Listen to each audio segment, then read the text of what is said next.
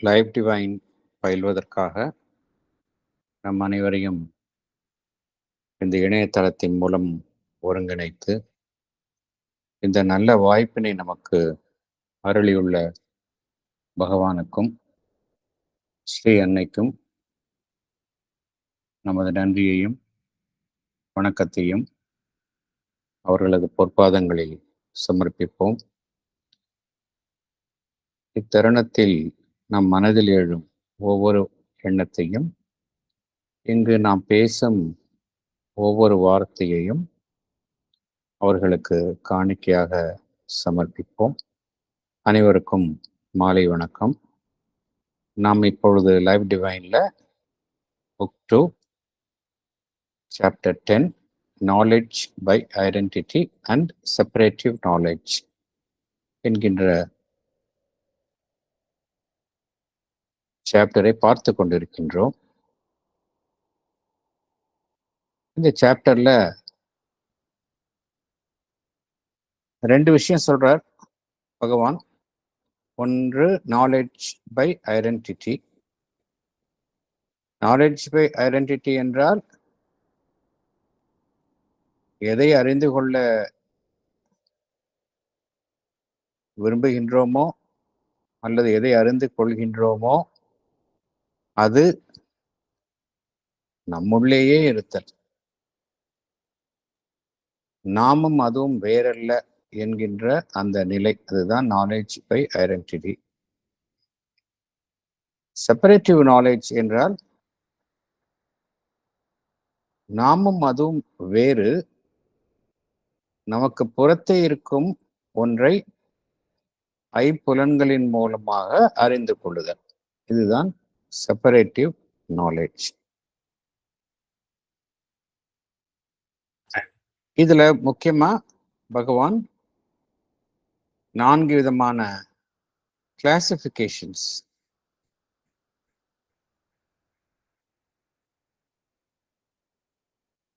அதாவது 4 விதமான பிரிவுகளை பகவான் கூறுகின்றார், 4 விதமாக வகைப்படுத்துகின்றார். இது ஒரு அடிப்படை கருத்து, இந்த சாப்டர்னுடைய அடிப்படை கருத்து இந்த வகைப்படுத்துதல், 4 வித வகைப்படுத்துதல். முதலாவது என்னவென்றால்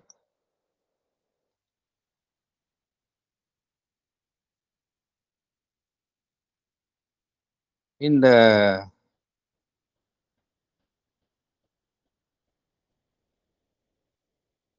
நம்முள்ளேயே இருப்பதை நாம் நேரடியாக அறிந்து கொள்ளுதல். அதுதான் அடிப்படை ஞானம். இப்போ ஃபார் எக்ஸாம்பிள், இந்த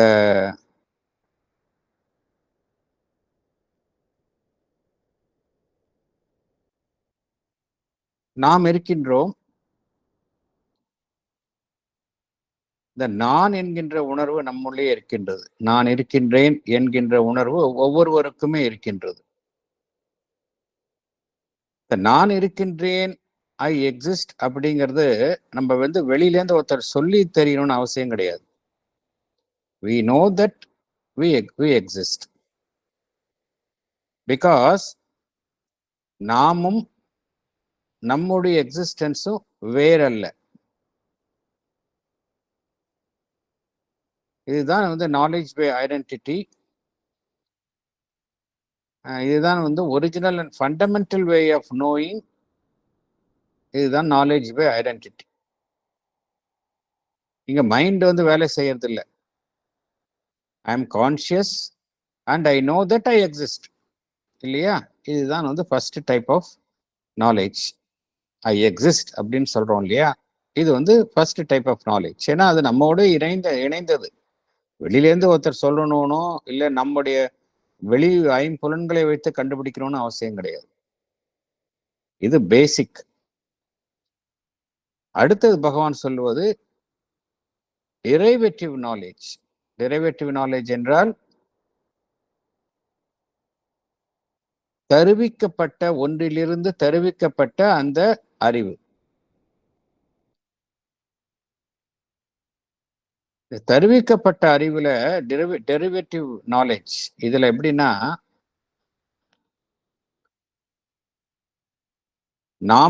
நாம் எதை அறிந்து கொள்கின்றோமோ அதுவும் நெருக்கமான ஒரு தொடர்பில் இருத்தல், நேரடியான தொடர்பில் இருத்தல், அதன் மூலமாக அறிந்து கொள்ளுதல்.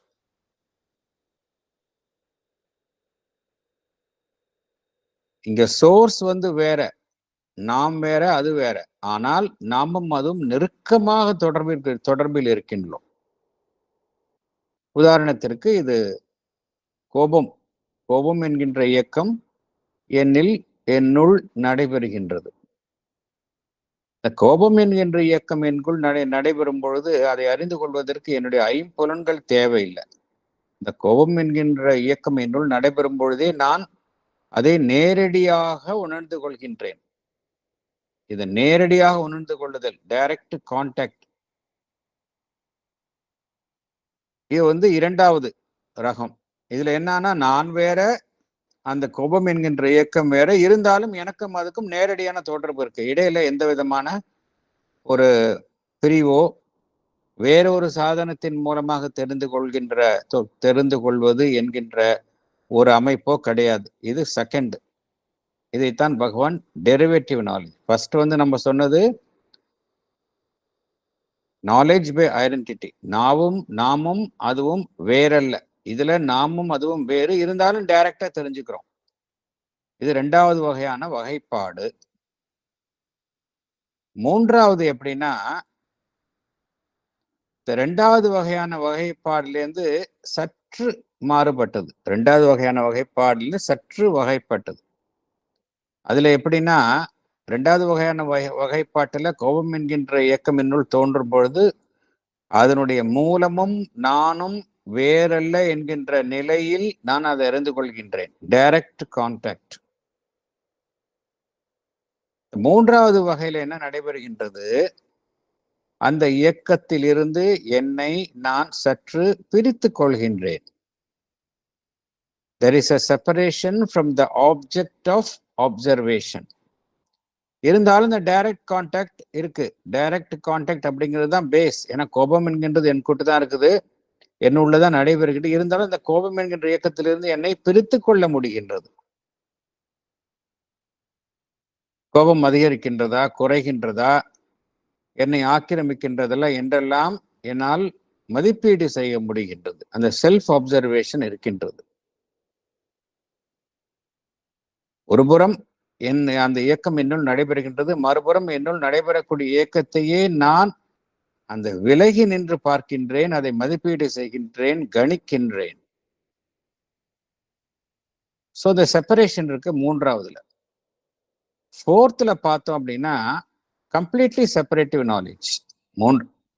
மூன்றாவது எப்படின்னா, மூன்றாவது knowledge by separation from the object of observation. மூன்றாவதுல என்ன அப்படின்னா, knowledge by separation from the object of observation. மூன்றாவதுல ஏன்னா அங்க விலகிடுது. கோபம் என்கின்ற இயக்கம் நடைபெறுகின்றது, அதிலிருந்து விலகி நின்று பார்க்கின்றேன். அந்த விலகுதல் என்கின்ற இயக்கம் நடைபெறும் பொழுது என்னை நான் அதிலிருந்து பிரித்துக் கொள்கின்றேன். இது மூன்றாவது. நாலாவதுல எப்படின்னா, கம்ப்ளீட்லா அது எனக்கு வெளியில இருக்கு, எனக்கு அதுக்கு சம்பந்தமே கிடையாது, ஆனால் வெளியில இருக்கு. எனக்கு வெளியில் புறத்தே ஒரு பொருளை பார்க்கின்றேன், ஒரு அழகான மலரை பார்க்கின்றேன். அந்த மலர் என்னிடமிருந்து வெளியில் எனக்கும் மலருக்கும் சம்பந்தம் கிடையாது. ஆனா என்னுடைய ஐம்புலன்களின் மூலமாக அந்த மலரை நான் பார்க்கின்றேன். மலரினுடைய தன்மைகளை என்னுடைய ஐம்புலன்கள் எனக்கு உணர்த்துகின்றன. இதுதான் கம்ப்ளீட்லி செப்பரேட்டிவ் நாலேஜ். இதுதான் indirect contact. Indirect contact. So முதல்ல நாலேஜ் பை அடிப்படை வகைப்படுத்தல். இதை நாம் தெளிவாக புரிந்து கொள்ளணும். ஃபர்ஸ்ட் சொன்னது நம்ம நாலேஜ் பை ஐடென்டிட்டி. நாமும் அதுவும் வேறல்ல, நான் இருக்கின்றேன் என்கின்ற உணர்வு. இதைத்தான் பகவான் இந்த 4 விதமான வகைப்படுத்துதலை தான் பகவான் ஃபோர்ஃபோல்ட் ஆர்டர் ஆஃப் நாலேஜ் என்று பகவான் குறிப்பிடுகின்றார். Original fundamental way knowledge by identity. இரண்டாவது டெரிவேட்டிவ் நாலேஜ். இந்த டெரிவேட்டிவ் நாலேஜ் என்பது நேரடியான தொடர்பின் மூலம் நமக்கு ஏற்படுத்துவது. அந்த இயக்கத்தினுடைய மூலமும் நாமும் நேரடியாக தொடர்பு கொண்டுள்ளோம். அதன் மூலமாக நமக்கு அந்த அறிவு கிட்டுகின்றது. மூன்றாவது வந்து knowledge by a separation from the object of observation. அந்த இயக்கம் என்னுள் நடைபெறுகின்றது, ஆனால் அதிலிருந்து என்னால் விலகி நின்று பார்க்க முடிகின்றது. இருந்தாலும் இந்த டைரக்ட் கான்டாக்ட் என்பது அங்கு மறைந்து விடுவதில்லை. டைரக்ட் கான்டாக்டும் இருக்கு, அதே சமயம் என்னால் விலகி நின்று பார்க்க முடியும். ஃபோர்த்தில் பார்த்தோம் அப்படின்னா டைரக்ட் கான்டாக்ட் சுத்தமாக கிடையாது, எனக்கு கம்ப்ளீட்டாக இன்டைரக்ட் கான்டாக்ட் தான். எல்லாமே எனக்கு வெளியில இருக்கு, வெளியில உள்ள பொருள்களை பார்க்கின்றேன், மனிதர்களை பார்க்கின்றேன், இல்லை ஒரு ஆப்ஜெக்டை பார்க்கின்றேன். இதுதான் 4 விதமான வகைப்படுத்துதல் என்று பகவான் குறிப்பிடுகின்றார். இது வந்து பேசிக், நம்ம நன்றாக இதை தெளிவுபடுத்திக்கணும். ஏன்னா இதை பேஸ் பண்ணி தான் பகவான் வந்து மற்ற கருத்துக்களை நமக்கு விளக்குகின்றார். போன செஷன்ல என்ன பார்த்தோம் அப்படின்னா, இந்த விலகி நின்று பார்த்தல் பார்த்தோம் பார்த்தீங்களா? விலகி நின்று பார்த்தல் என்பதை பார்த்தோம்ல, அது எப்படி நம்ம வந்து இன்னும் நம்ம வந்து அதை அந்த இயக்கத்தை வந்து நம்ம சரியான முறையில் கையாளுவது. ஒரு கோபம் என்கின்ற ஒரு இயக்கம் நடைபெறுகின்றது, வருத்தம் என்கின்ற இயக்கம் நம்முள் நடைபெறுகின்றது. அந்த இமோஷன் அதோட வந்து நான் பிரித்து நம்ம வந்து அப்படியே ஒன்றாக இணைகின்றோம். அதே சமயம் நம்முடைய நம்மில் ஒரு பகுதி அதனுடன் தன்னை அடையாளம் கண்டு கொள்கின்றது, மறுபகுதி அதிலிருந்து விலகி நிற்கின்றது. பகவான் என்ன கூறுகின்றார்? இந்த 2 நிகழ்வுகளும் ஒரே சமயம் நடைபெறும் அப்படிங்கிறார். சிமல்டேனியஸா நடைபெறும் அப்படிங்கிறார். இயக்கம் என்பது நம்முள்ளேயே நம்ம ஜீவனிலிருந்து வெளிப்பட்டு நடைபெறுவது.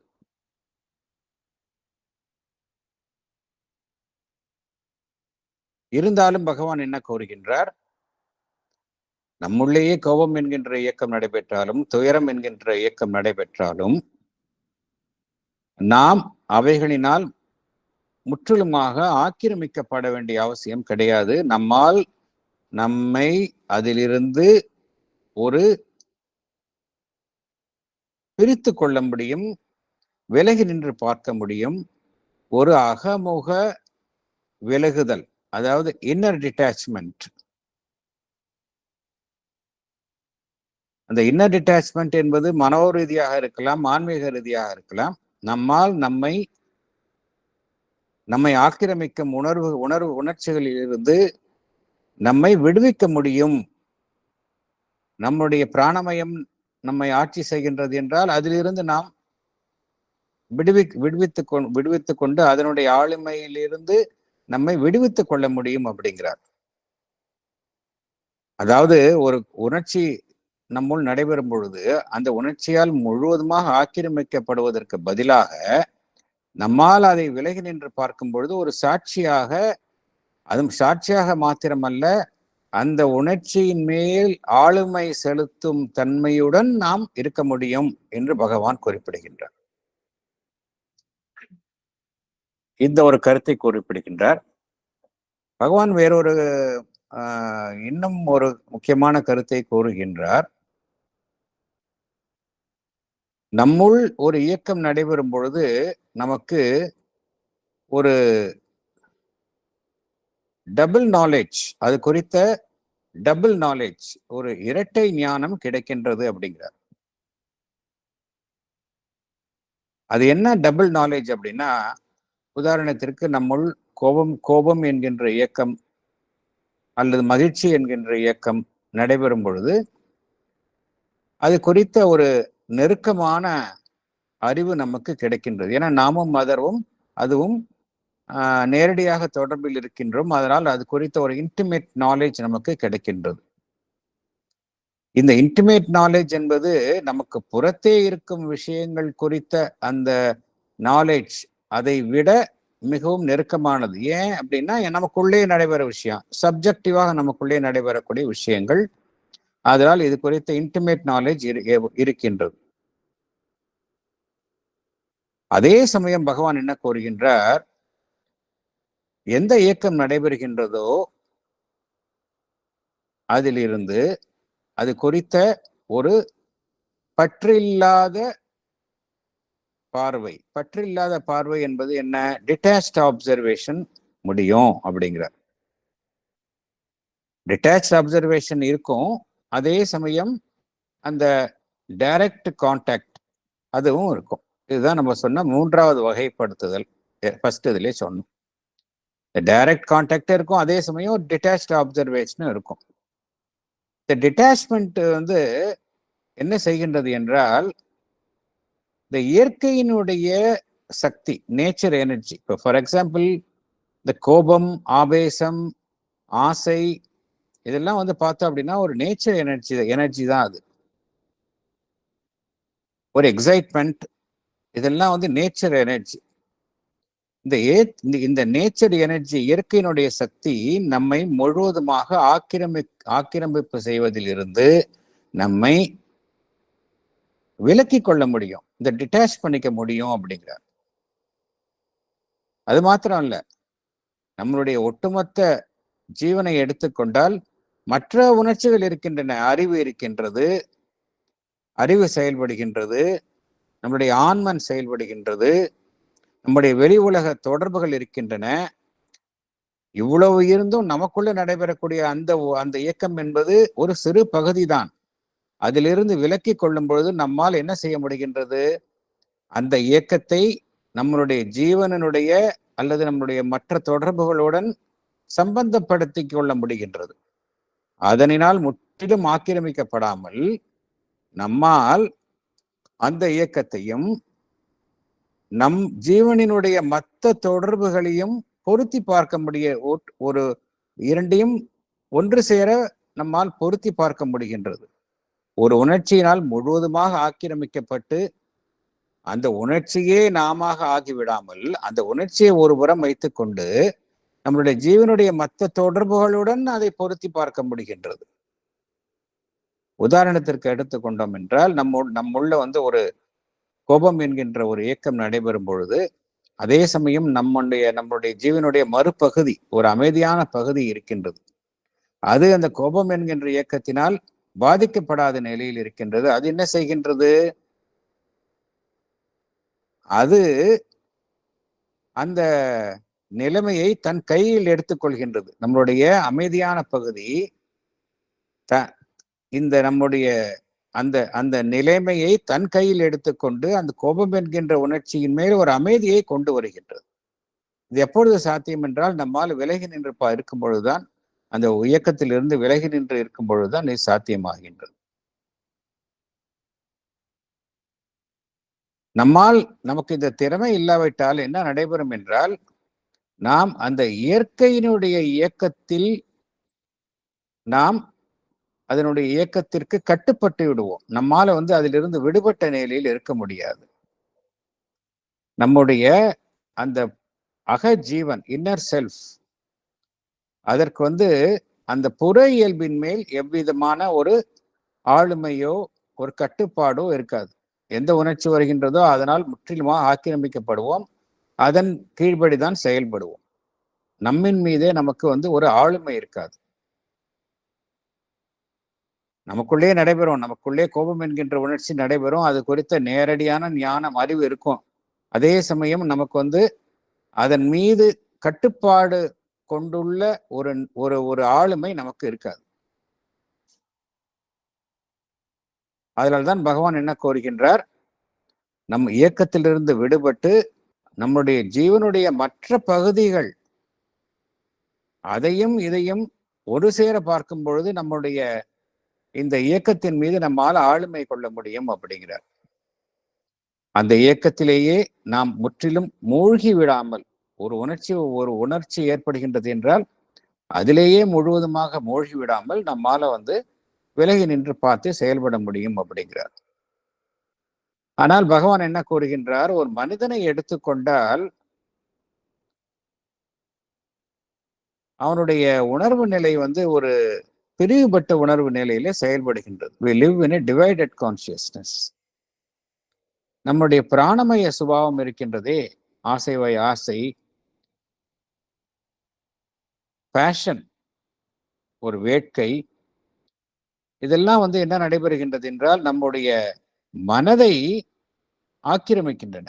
ஏனென்றால் மனம் விடுபட்ட நிலையில் இருக்கும் பொழுதுதான் மனம் வந்து ஒரு சாட்சியாக நம்முடைய இந்த பிராணமய இயக்கங்களை பார்க்க முடியும், அதன் மீது ஆளுமை செலுத்த முடியும்.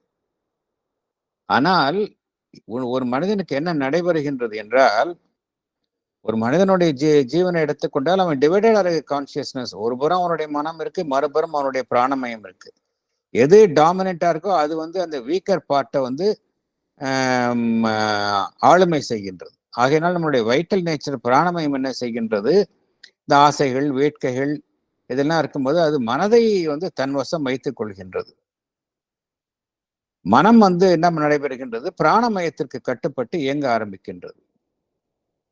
ஆகையினால் பகவான் என்ன கூறுகின்றார், மனம் வந்து இந்த பிராணமயத்திற்கு கட்டுப்படுதல் என்பதை தவிர்க்க வேண்டும் என்று பகவான் குறிப்பிடுகின்றார். இதெல்லாம் பகவான் கூடக்கூடிய எல்லாமே நம்முடைய நடைமுறை வாழ்க்கைக்கு மிகவும் பயனுள்ளவை. யோக சாதனையில் வந்து விலக்குதல் என்று கூறுகின்றோமே, அந்த விலக்குதலுக்கு இந்த ரிஜெக்ஷன், அதற்கு வந்து மிகவும் பயனுள்ள கருத்துக்களை தான் பகவான் நம்முடன் பகிர்ந்து கொள்கின்றார். இது எப்படி சாத்தியம் என்றால், மனம் வந்து தன்னை விலகி நின்று தனியாக நின்று பார்க்க கற்றுக்கொள்ளும் பொழுதுதான் இது சாத்தியப்படுகின்றது என்று பகவான் குறிப்பிடுகின்றார்.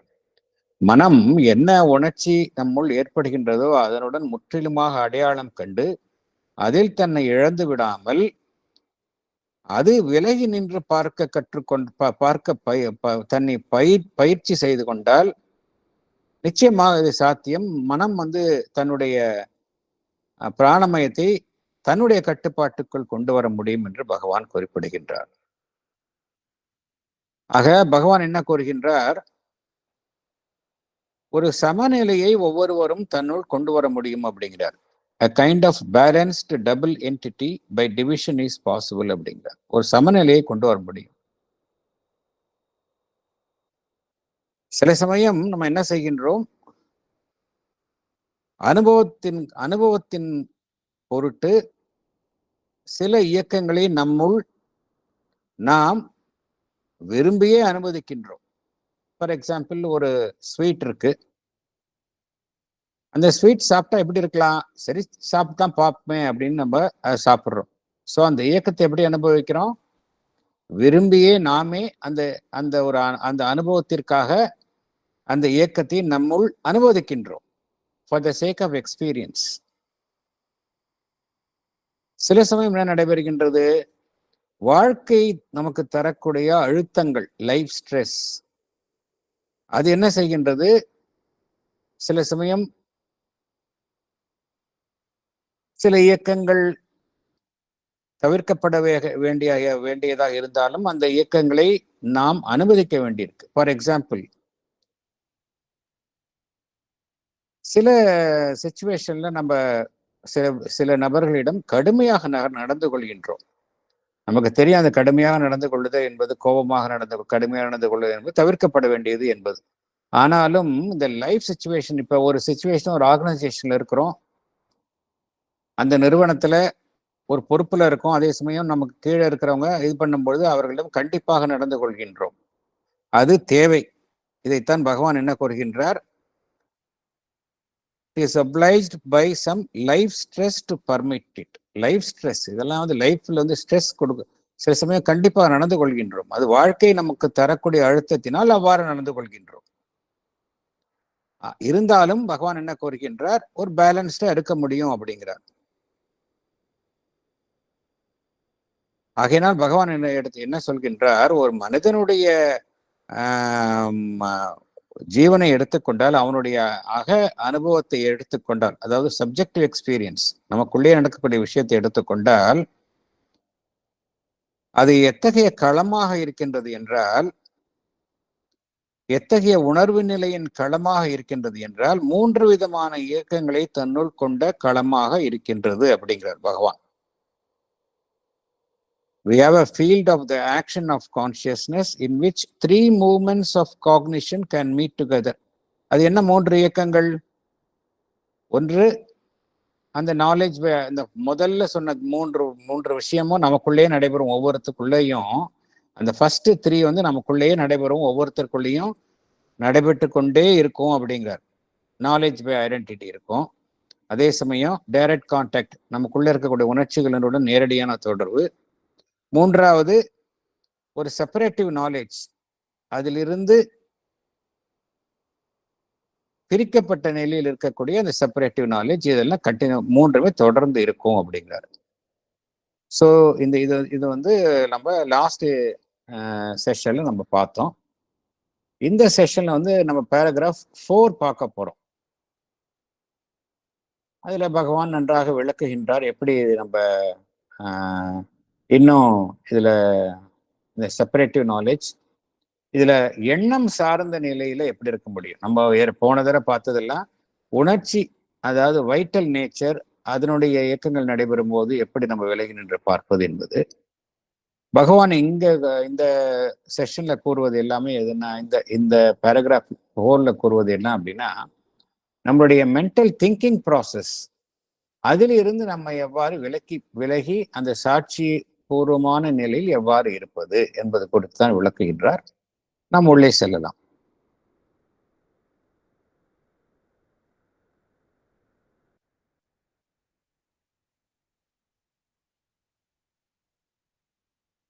படிக்கிறீங்களா யாராவது?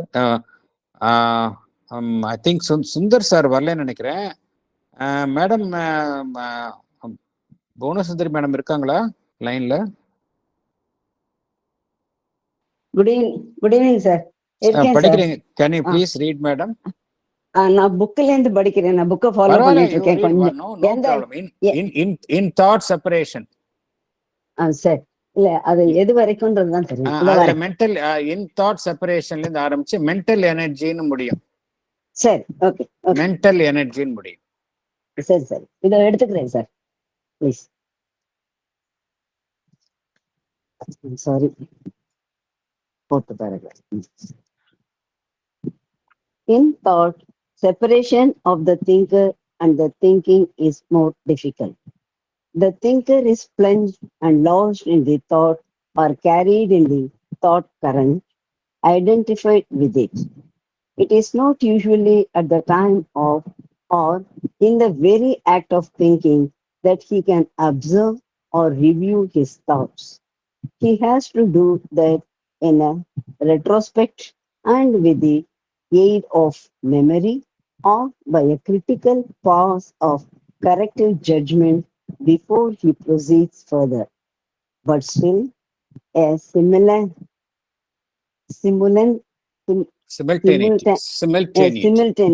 simultaneity of thinking and conscious direction of the mind's action can be achieved partially when the thought does not engross, entirely when the thinker requires the faculty of stepping back into the mental self and standing apart there from the mental energy.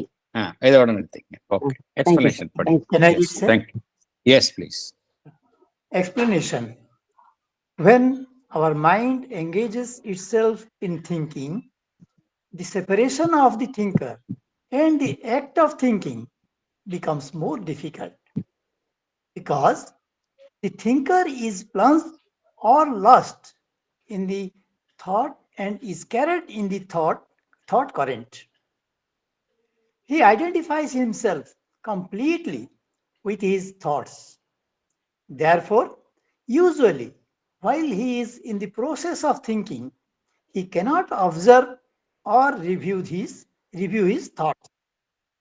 He can do that only by an act of introspection with the help of memory or by a critical pause of corrective judgment before going ahead with his thoughts.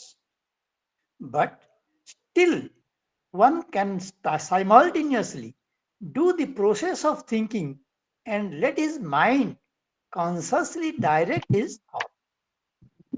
This can be achieved partially when the thought does not engross oneself. It can be achieved entirely when the thinker acquires the faculty of stepping back into the mental self and standing apart therefrom the mental energy. Thank you, sir. Thank you. போன session, அதற்கு முந்தைய session, இந்த session, இதுல மீண்டும் மீண்டும் நாம் எது குறித்து நாம் அறிந்து கொள்கின்றோம் என்றால், ஸ்ரீ அன்னையின் தாரக மந்திரமான அந்த ஸ்டெப்பிங் பேக், விலகி நின்று செயல்படுதல், பின்வாங்கி செயல்படுதல்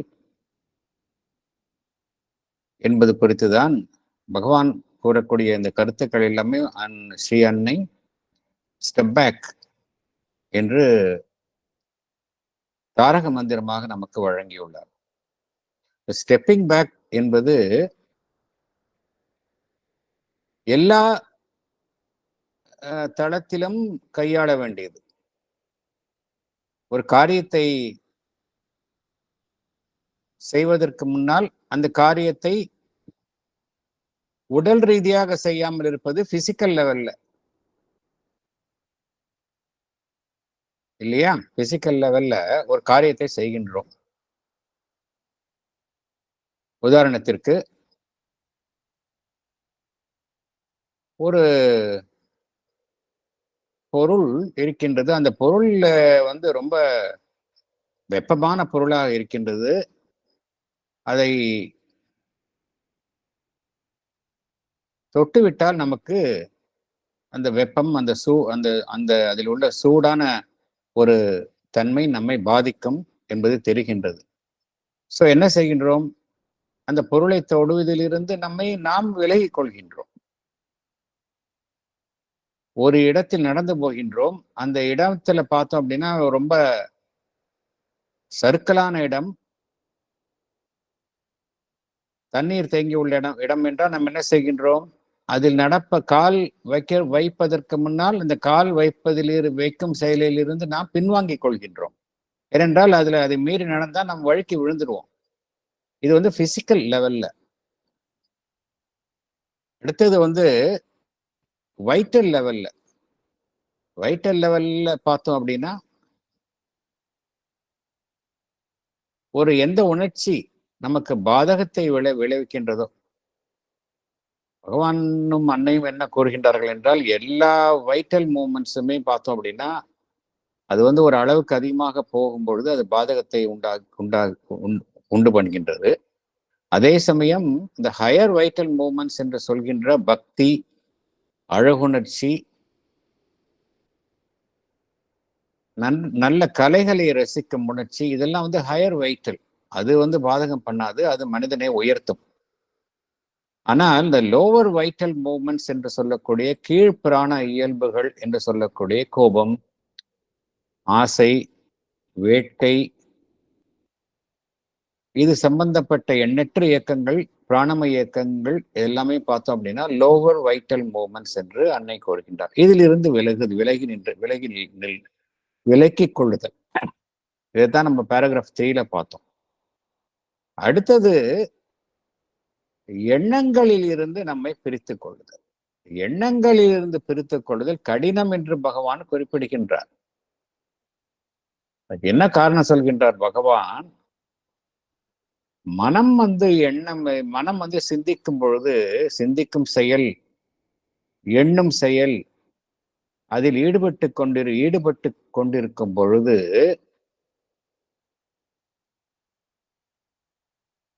அந்த சிந்திப்பவரும் அவர் மனதில் ஓடும் சிந்தனையையும் பிரிப்பது என்பது கடினம் என்று பகவான் குறிப்பிடுகின்றார். என்ன காரணம் என்றால், அந்த சிந்திப்பவர் தன்னுடைய எண்ணத்தில் முழுவதுமாக மூழ்கி விடுகின்றார் அல்லது தன்னை இழந்து விடுகின்றார். தன்னுடைய எண்ண ஓட்டத்தில் அலைக்கழிக்கப்படுகின்றார், அடித்து செல்லப்படுகின்றார். எப்படி ஒரு ஆற்றில் வந்து வேகமாக நீர் ஓடும் பொழுது அதில் நாம் உள்ளே சென்றோம் என்றால் நாம் அடித்து செல்லப்படுகின்றோம். நமக்கு வந்து எந்த விதமான கண்ட்ரோலும் இல்லை. அதுபோலதான் இந்த எண்ண ஓட்டங்கள் ஒரு விசையுடன் நம்முள் நடைபெறும் பொழுது அந்த விசைக்குள் நாம் சிக்கிக் கொள்கின்றோம். அந்த எண்ணங்களுடன் நாம் முற்றிலும் அடையாளம் கண்டு கொள்கின்றோம். இந்த சமயத்துல வந்து நம்மால் நம்மை நம்முடைய எண்ணங்களிலிருந்து பிரிக்க முடியாது, பிரிப்பது கடினம் என்கின்றார். முடியாது என்று சொல்லவில்லை பகவான், கடினம் அப்படிங்கிறார் பகவான். அதனால்தான் பகவான் என்ன கூறுகின்றார், அந்த எண்ண ஓட்டங்கள் நம்முள் நடைபெற்று கொண்டிருக்கும் பொழுது நம்மால வந்து அந்த நம்முடைய எண்ணங்களை நாம் கண்காணிப்பதோ எண்ணங்களை சீர்தூக்கி பார்ப்பதோ கடினம் அப்படிங்கிறார்.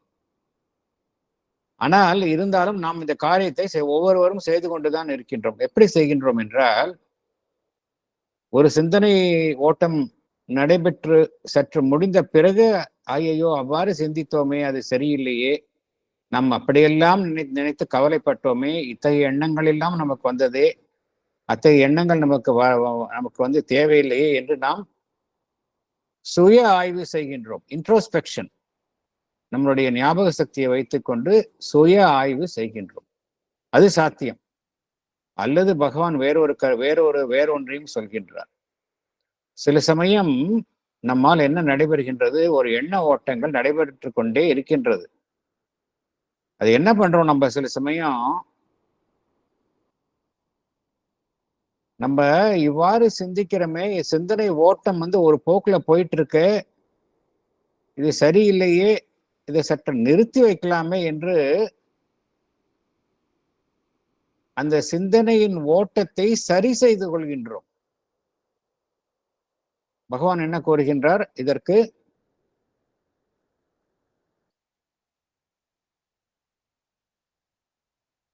பை எ கிரிட்டிக்கல் பாஸ்னா நிறுத்துறது, கொஞ்ச நேரம் நிறுத்துறது. ஒரு ஓடிட்டு இருக்கிற மிஷினை கொஞ்ச நேரம் நிறுத்துறோம் இல்லையா, பாஸ்.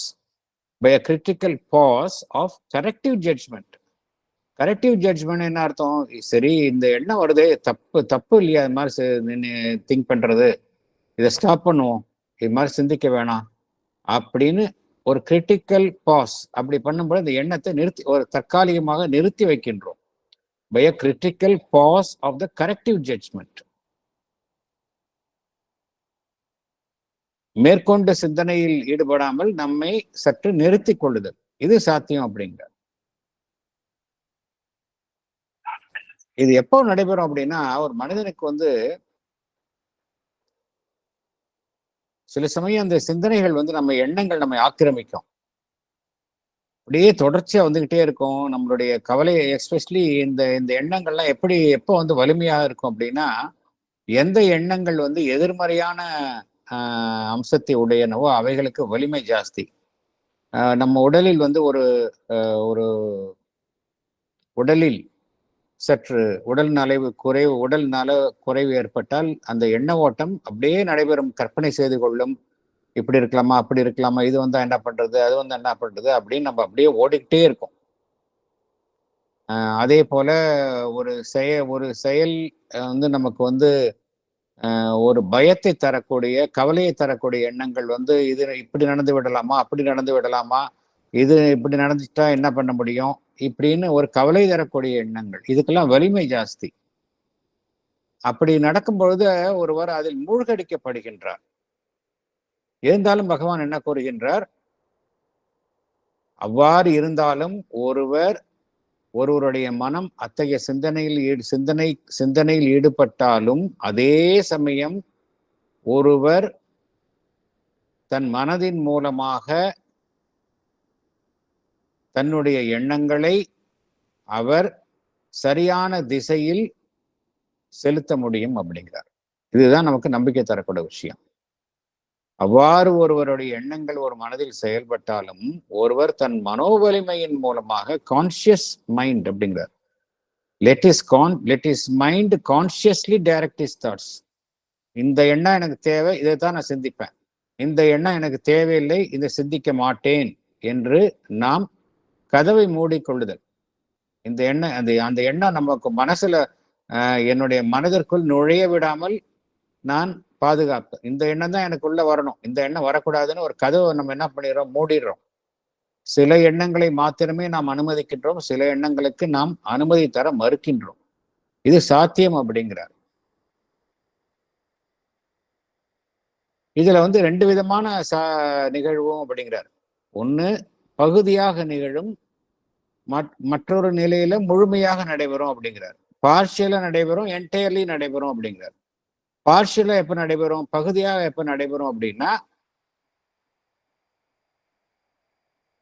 அந்த எண்ணங்கள் வந்து நம்மை முழுவதுமாக ஆக்கிரமிக்காத நிலையில்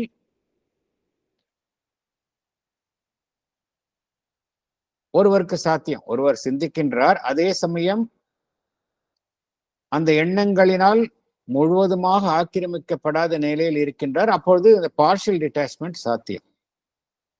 அதே சமயம் இதை முழுவதுமாகவும் ஒருவர் சாதிக்க முடியும், என்டையர்லி முடியும். எப்ப முடியும் அப்படின்னா, அந்த தன் மனதில் எண்ணங்கள் வரும்பொழுது அவர் முழுவதுமாக தன்னுடைய மனதினுடைய இயக்கத்திலிருந்து விலகி நின்று பார்த்து முழுவதுமாக விலக்கி கொள்ளுதல். பார்ஷியலா கிடையாது, கம்ப்ளீட்டா he should step back into the mental self அப்படிங்கிறார். ஏன்னா ஒவ்வொரு பகுதியில, ஜீவனுடைய ஒவ்வொரு பகுதியிலையும் அதை சார்ந்த புருஷா இருக்கின்றது, புருஷா ஆஸ்பெக்ட் இருக்கின்றது. நேச்சர் ஆஸ்பெக்ட், பிரகிருதி, புருஷ ஆஸ்பெக்ட் உள்ள இருக்கு. மைண்டுக்கு பார்த்தோம் அப்படின்னா அந்த மென்டல் புருஷா இருக்கு, மென்டல் பிரகிருதி இருக்கு. மென்டல் புருஷா அப்படிங்கிறது மனோமய புருஷா அப்படிங்கிறது ஒரு எண்ணத்தை உள்ளே அனுமதிக்கலாமா வேண்டாமா என்கின்ற முடிவை எடுக்கக்கூடிய அந்த திறனை பெற்றது. It is a sanctioner for our thoughts. So அதில் ஒருவர் தன்னை வலிமையாக நிறுத்தி கொண்டால் தன்னுடைய எண்ணங்கள் இருந்து முழுவதுமாக தன்னை விலக்கிக் கொள்ள முடியும். அந்த மனதினுடைய சக்தியினுடைய செயல்பாடுகளில் இருந்து தன்னை விலக்கிக் கொள்ள முடியும் அப்படிங்கிறார். ஸோ இது முழுவதுமாகவும் சாத்தியம் அப்படிங்கிறார். 2 விதமாக சாத்தியம் அப்படிங்கிறார். பார்ஷியல் அச்சீவ்மெண்ட்டும் முடியும், கம்ப்ளீட் அச்சீவ்மெண்ட்டும் முடியும் அப்படிங்கிறார். இது வந்து நமக்கு எல்லாருக்கும் பயனுள்ள ஒரு கருத்து. ஏன்னா எல்லாரையும் தொல்லை கொடுக்கறது எது அப்படின்னா டிஸ்டர்பிங் தாட்ஸ், மென்டல் டிஸ்டர்பன்ஸ். அதுதான் நமக்கு ஆங்ஸைட்டி வருது. எல்லா விதமான பிரச்சனைக்கும் அந்த தாட்ஸ் தான் ப்ராப்ளம். தாட்ஸை ஒருத்தர் வந்து பகவான் கூறுவது போல, if one can let his mind consciously direct his thoughts, மனம் வந்து அந்த கான்சியஸா எண்ணங்களை வழிநடத்த நாம் அந்த வல்லமையை நாம் பெற்றோம் என்றால், எந்த எண்ணங்கள் தேவையோ அதை மாத்திரம் அனுமதிப்போம். நம்முள் எந்த எண்ணங்கள் தேவையில்லையோ அதற்கு அனுமதியை மறுப்போம். அட்லீஸ்ட் மென்டல் பீஸ் கிடைக்கும் நம்மளுக்கு.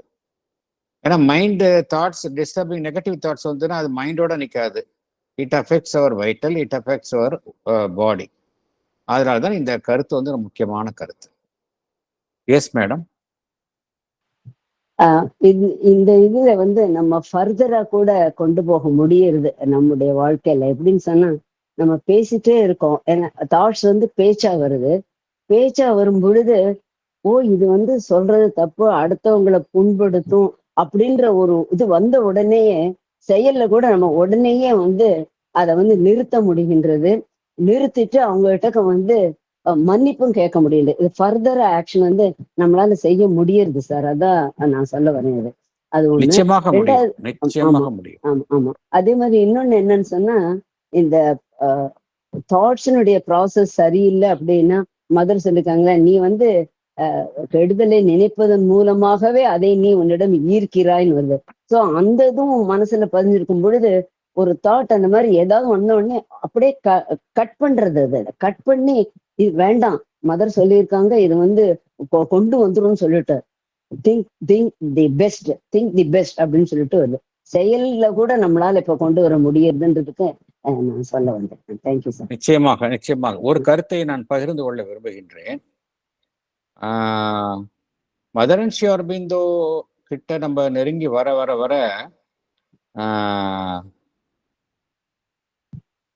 we become more conscious of our actions. அது வந்து நாம் பண்றது இல்ல, அந்த அந்த இறை சக்தி நம்மை அந்த அந்த அந்த செயலை நம்முள் செய்கின்றது. இறை சக்தி நம்முள் அந்த செயலை செய்கின்றது. அதுக்கு நிறைய நமக்கு வந்து அதுக்கு என்ன செய்யும், நிறைய செக்ஸ் அண்ட் பேலன்சஸ் அது வந்து உண்டாக்கி கொண்டே போகும். நாம் அறிய மறந்தாலும் கூட சில நிகழ்வுகள் நடைபெறும். அதுலேருந்து அதை கொஞ்சம் ரிலேட் பண்ணி பார்த்தோம் அப்படின்னா, ஓஹோ நம்ம அது மாதிரி பண்ணோம், இப்படி பண்றோம் அப்படிங்கிற அந்த செக்ஸ் அண்ட் பேலன்ஸ் வந்து நமக்கு வந்து வைத்துக்கொண்டே போகும். இப்போ வந்து அதை நம்ம ஒருத்தர் கான்சியஸா இருந்தார் அப்படின்னா கண்டிப்பாக அவர் தன்னை வந்து கரெக்ட் பண்ணிட்டே போறதுக்கு நிறைய அதுக்கு அந்த அந்த ப்ராசஸ் நடந்து கொண்டே இருக்கும். இந்த கரெக்டிவ் ஜட்ஜ்மெண்ட்னு சொல்றாங்க இல்லையா, அது நடந்து கொண்டே இருக்கும். Provided one is conscious. அது மதர் ஸ்ரீ அரவிந்தோ வந்த பிறகு என்ன நடைபெறுகின்றது என்றால், one is becoming more and more and more conscious. Especially நம்ம இதுல ரொம்ப ஈடுபட என்ன நடைபெறுகின்றது, mother is making you more and more conscious. அதனால எல்லா செயல்லையுமே அந்த கான்சியஸ்னஸ் வந்துடுது. அது வந்து பிசிக்கல் லெவல்ல ஒரு காரியத்தை செய்வதாக இருந்தாலும் சரி, அந்த பிசிக்கல் லெவலோட அசோசியேட் அசோசியேட் இணைந்த ஒரு செயலாகக்கூடிய நம்மளுடைய பேச்சு. ஏன்னா பேச்சு என்பது நம்மளுடைய பிசிக்கல் ஆக்ஷன் தான். Even though it comes from the mind, thoughts and emotions. Again பேசுதல் என்பது ஒரு பிசிக்கல் ஆக்ட். அந்த ஆக்ட்ல நம்ம வந்து வித்ஹோல்ட் பண்ணிக்க முடியும். ஒரு வார்த்தை வரும்பொழுது, ஓ இது வேணாம், இது வந்து தேவையில்லாத ஒரு டிசார்மனியை கிரியேட் பண்ணும், இல்லை இந்த பேச்சு வந்து ஈகோயிஸ்டிக் பேச்சு, இதை கட் பண்ண, இது தேவையில்லை அப்படின்னு நம்மளை வந்து இந்த அவேர்னஸ் வந்து மதர் கிரியேட் பண்றாங்கிறது என்னுடைய ஒரு அனுபவத்தில் கூறுகின்றேன். Mother makes you aware of so many of your inner moments. If you are verily conscious, Mother helps you. அதே போல இன்னொரு கருத்து என்ன அப்படின்னா, இந்த எண்ணங்கள் நெகட்டிவ் தாட்ஸ் எல்லாருக்கும் வரும். நம்ம எல்லாம் வந்து we are not above, we are not saints above the thinking processக்கு மேல இருக்கிறங்கிறது. we are not ordinary human beings. அப்போ இந்த நெகட்டிவ் தாட்ஸ் வர்றப்ப எது ரொம்ப வலிமையான ஒரு செயலா அந்த எதிர்மறையான சிந்தனைகளை நம்மிடமிருந்து விலக்குவதற்கு எது வந்து ஒரு வலிமையான ஒரு நிவாரணமாக இருக்கின்றது என்றால், just simply call the mother.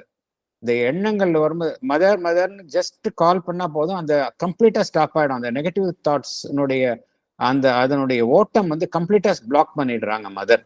இது வந்து எல்லாரும் அனைத்து ஒரு அனுபவ ரீதியாக இந்த உண்மைகளை நாம் அறிகின்றோம். இந்த வழிகளை வந்த பிறகு அனுபவ ரீதியாக இந்த உண்மைகளை அழிகின்றோம். ஏன்னா இது எண்ணங்கள் வந்து பகவான் கூறுவது போல சாவித்திரியிலையும் வரும்.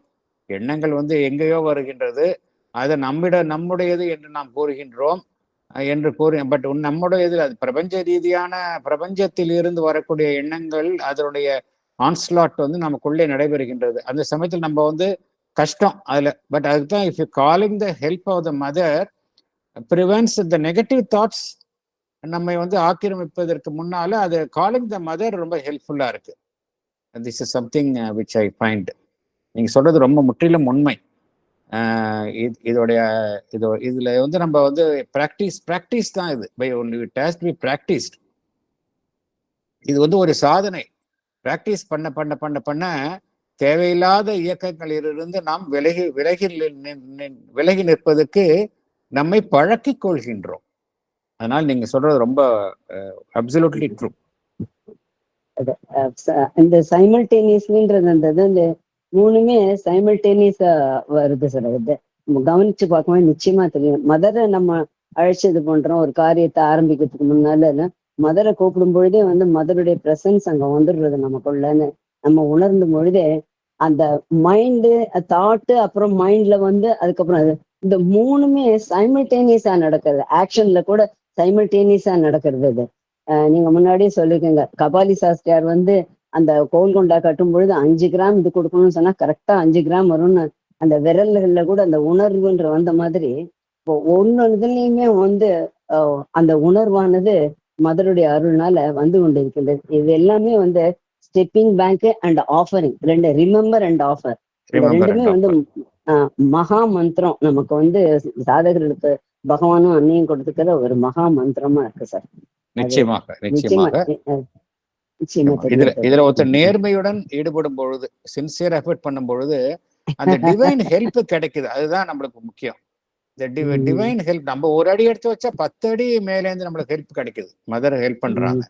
இந்த சாதனை அதுதான் இதோட இந்த பியூட்டி. இதுல இந்த பியூட்டி வந்து அதுதான் மார்னிங் கூட நாங்க சத்சங் அதுல ஒரு கருத்தை நாங்கள் பகிர்ந்து கொண்டோம்.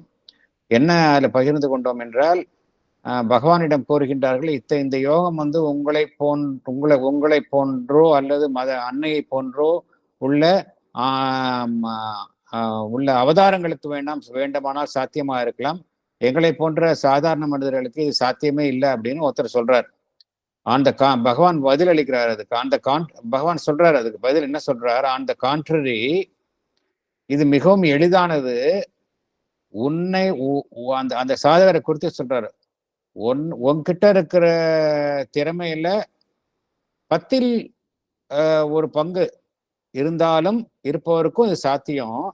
என்ன காரணம் என்றால், இதில் வரக்கூடிய எல்லா இன்னல்களையும் நீங்க நினைக்கிற மாதிரி நானும் அன்னையும் வந்து we don't live in a world of bliss. எவ்வளவோ போராட்டங்களை நாங்கள் சந்திக்கின்றோம், எவ்வளவோ எதிர்ப்புகளை சந்திக்கின்றோம், எவ்வளவோ விழுப்புண்களை நாங்கள் தாக்கிக் கொள்கின்றோம். இதெல்லாம் மீறிதான், இதெல்லாம் கடந்துதான் இந்த பாதையை நாங்கள் அமைத்துக் கொள்கின்றோம், அமைத்து கொடுத்திருக்கின்றோம். ஆதலால் நாங்கள் பட்ட அனுபவங்களையும் துன்பங்களையும் மற்றவர்களும் அனுபவிக்க வேண்டும் என்கின்ற ஒரு கட்டாயத்திற்கு என்கின்ற ஒரு நிலைமை இல்லாமல் இந்த பாதையை நாங்கள் அமைத்து கொடுத்துள்ளோம். அதனால் நீங்க உங்களுக்கு தேவை அப்படின்னா கம்ப்ளீட்டா வந்து if you rely on us, நாங்க வந்து உங்களுக்கு எல்லாம் வந்து ஒளிபொருந்திய பாதை, சன்லிட் பாத், இதை அமைத்து கொடுத்துள்ளோம். அதனால இது ரொம்ப ஈஸி அப்படிங்கிறார் பகவான். ஏன்னா நாங்க வந்து இந்த எல்லா கஷ்டத்தையும் நாங்க பேர் பண்ணிட்டோம். உங்களுக்கு வந்து ஒரு ஒளி பொருந்திய பாதையை அமைத்து கொடுத்துள்ளோம். நீங்க கம்ப்ளீட்டா if you have your total reliance on us, then this becomes a very easiest path என்று பகவான் கூறுகின்றார். அதனால இதுல வந்து நம்ம சின்சியரா நேர்மையுடன் நம்ம இதுல ஈடுபடும் பொழுது, இத்தகைய செயல்களில் நீங்க சொன்ன மாதிரி இத்தகைய செயல்களில் எல்லாம் ஈடுபடும் பொழுது அந்த ஹெல்ப் நமக்கு கிடைக்குது. அது வந்து உண்மை, யதார்த்தம் அது. ஆக்சுவலா இப்ப வந்து 1 by 1 we are adding. முதல்ல வந்து ஸ்டெப்பிங் பேக், அப்புறம் ரிமெம்பர் அண்ட் ஆஃபர், அப்புறம் சின்சியாரிட்டி. இது எப்படி இருக்குன்னு சொன்னா, சமையல்ல சுவை கூடணும்னு சொன்னா பல இதை வந்து அந்த எக்ஸ்பர்ட் செஃப் வந்து அந்தந்த அளவுல சேர்த்துட்டே போவாரு. அப்போ அந்த இது சுப்ரீம்லி டேஸ்டா இருக்கும். அந்த மாதிரி தான் இருக்கு நம்முடைய யோக சாதனைக்கு என்னென்ன இன்கிரீடியன்ஸ் ஆட் பண்ணணும்ட்டு பகவானும் அன்னையும் ரொம்ப தெளிவா சொல்லிட்டு போயிருக்காங்க. இது வேற எந்த யோகத்திலுமே காட்டப்படவில்லை. அது வந்து நிச்சயமா இந்த இது மாதிரி வந்து ஒரு ஹெல்ப் வந்து வேற எதுலயும் கிடைக்காது உங்களுக்கு. அப்கோர்ஸ் அதுக்காக மற்ற வந்து நான் பேலிட்டல் பண்ணல, குறைத்து மதிப்பிடல. அவங்க வழியில வராங்க. இருந்தாலும் இங்க வந்தவங்களுக்கு தான் தெரியும் இது எவ்வளவு பெரிய, நம்ம எல்லாம் எவ்வளவு ஒரு பாக்கியம் பண்ணிருக்கோம் அப்படிங்கிறது. அந்த இறை அருளுக்கு நம்ம நன்றி சொல்லணும். நன்றி சார். Thank you sir. ரொம்ப இன்ட்ரெஸ்டிங். தேங்க்யூ. அடுத்த இதுக்கு போலாம். நம்ம இன்ஸ்டெட் ஆஃப் பீயிங் அதுல இருந்து படிக்கணும். எலிமெண்ட் ஆஃப் ஐடென்டிட்டி அதுல முடிக்கணும். Thank you sir. Instead of being absorbed in the thought with at most a vague feeling of the process of thinking, we can see the process by a mental vision, watch our thoughts in their origination and movement, and partly by a silent insight, partly by a process of thought upon thought, judge and evaluate them. But whatever the kind of identification, it is to be noted that the knowledge of our internal movements is of a double nature, separation and direct contact. For even when we detach ourselves, this close contact is maintained. Our knowledge is always based on a direct touch, on a cognition by direct awareness, carrying in it a certain element of identity. Thank you, sir. Thank you, madam. Thank you. படிக்கட்டுமாங்க sir? Yes, madam. When one is absorbed in the thought, he has a vague feeling of the process of thinking. Instead, one can see the process by a mental vision. One can watch his thoughts in their origin and movement.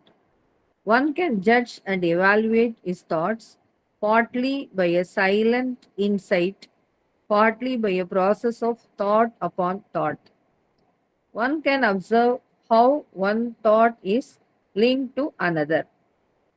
The knowledge of our internal movements is of a double nature, separation and direct contact, because even when we detach ourselves, close contact is maintained. Our knowledge is always based on a direct touch. It is a knowledge by direct awareness, carrying in it a certain element of identity. Thank you, sir. Thank you. இந்த நம்ம பார்த்த அந்த 4 ஃபோர்ஃபோல்டு order of knowledge அப்படிங்கிற third ஆர்டரை பற்றி தான் இங்கே பகவான் சொல்கிறார். டைரக்ட் ஐடென்டிட்டியும் இருக்கும், அதே சமயம் செப்பரேஷனும் டிட்டாச் பண்ணிக்கவும் முடியும். அது குறித்து தான் பகவான் இங்கே விளக்குகின்றார். பகவான் என்ன கூறுகின்றார்? ஒருவர் ஒரு சிந்தனை எண்ண ஓட்டம் அதுல மூழ்கி இருக்கும் பொழுது, one is absorbed in the thought, அந்த சிந்தனை ஓட்டத்தில் அவர் மூழ்கி இருக்கும் பொழுது அந்த சிந்தனை என்னும் செயல், the process of thinking, அது குறித்த முழுமையான ஒரு உணர்வு அவருக்கு இருக்காது அப்படிங்கிறார். அதாவது பகவான் சொல்லக்கூடிய கருத்து ரொம்ப ஆழமான கருத்தை கூறுகின்றார். என்ன கூறுகின்றார்? Instead of being absorbed in the thought with utmost a vague feeling of the process of thinking. ஒருத்தர் ஒரு எண்ணத்துல முழுவதுமாக மூழ்கி இருக்கும் பொழுது என்ன நடைபெறுகின்றது என்றால், the process of thinking இருக்கு இல்லையா, அதாவது அந்த சிந்தனை புரிதல், எண்ண ஓட்டம் என்பது ஒன்று, சிந்தனைகள் நம்முள் தோன்றுகின்றன என்பது ஒன்று. அந்த ப்ராசஸ் ஆஃப் திங்கிங் இருக்கு இல்லையா, எப்படி அந்த எண்ணங்கள் நமக்குள்ள எப்படி தோன்றுகின்றன, எப்படி எண்ண ஓட்டம் நடைபெறுகின்றது என்கின்ற அந்த செயல்பாடு, இந்த செயல்பாடு குறித்த அந்த புரிதல் நமக்கு அவ்வளவு தெளிவாக இருப்பது இல்லை அப்படிங்கிறார். நமக்கு எல்லாருக்கும் வேக் ஃபீலிங் தான் இருக்கும் அப்படிங்கிறார். எப்போ அப்படின்னா, ஒருத்தர் முழுமையாக அந்த எண்ண ஓட்டத்திலேயே மூழ்கி இருக்கும் பொழுது நமக்கு அதனுடைய செயல்பாடு குறித்த வேக் ஃபீலிங் தான் இருக்கும் அப்படிங்கிறார். அதற்கு பதிலாக பகவான் என்ன கோருகின்றார்? இந்த செயல்பாட்டை நாம் நம்முடைய அந்த மனதினுடைய ஒரு அகமுக பார்வை, மனதினுடைய அகமுக பார்வை, மனம் என்ன செய்கின்றது? ஒருபுறம் மனதில் சிந்தனை ஓட்டம் நடைபெற்று கொண்டே இருக்கின்றது, மறுபுறம் அந்த மனதினுடைய இன்னொரு பகுதி சாட்சியாக என்ன அந்த சிந்தனை புரிதல் எண்ண ஓட்டங்கள் நடைபெறுகின்றதோ அதை பார்க்கின்றது. இதைத்தான் பகவான் என்ன கூறுகின்றார்? பை அ மென்டல் விஷன் அப்படிங்கிறார். மென்டல் விஷன், மனம் மனதினுடைய செயல்பாட்டையே பார்க்கின்றது. மனம் தன்னுடைய செயல்பாட்டையே பார்ப்பது, அதுதான் மென்டல் விஷன்.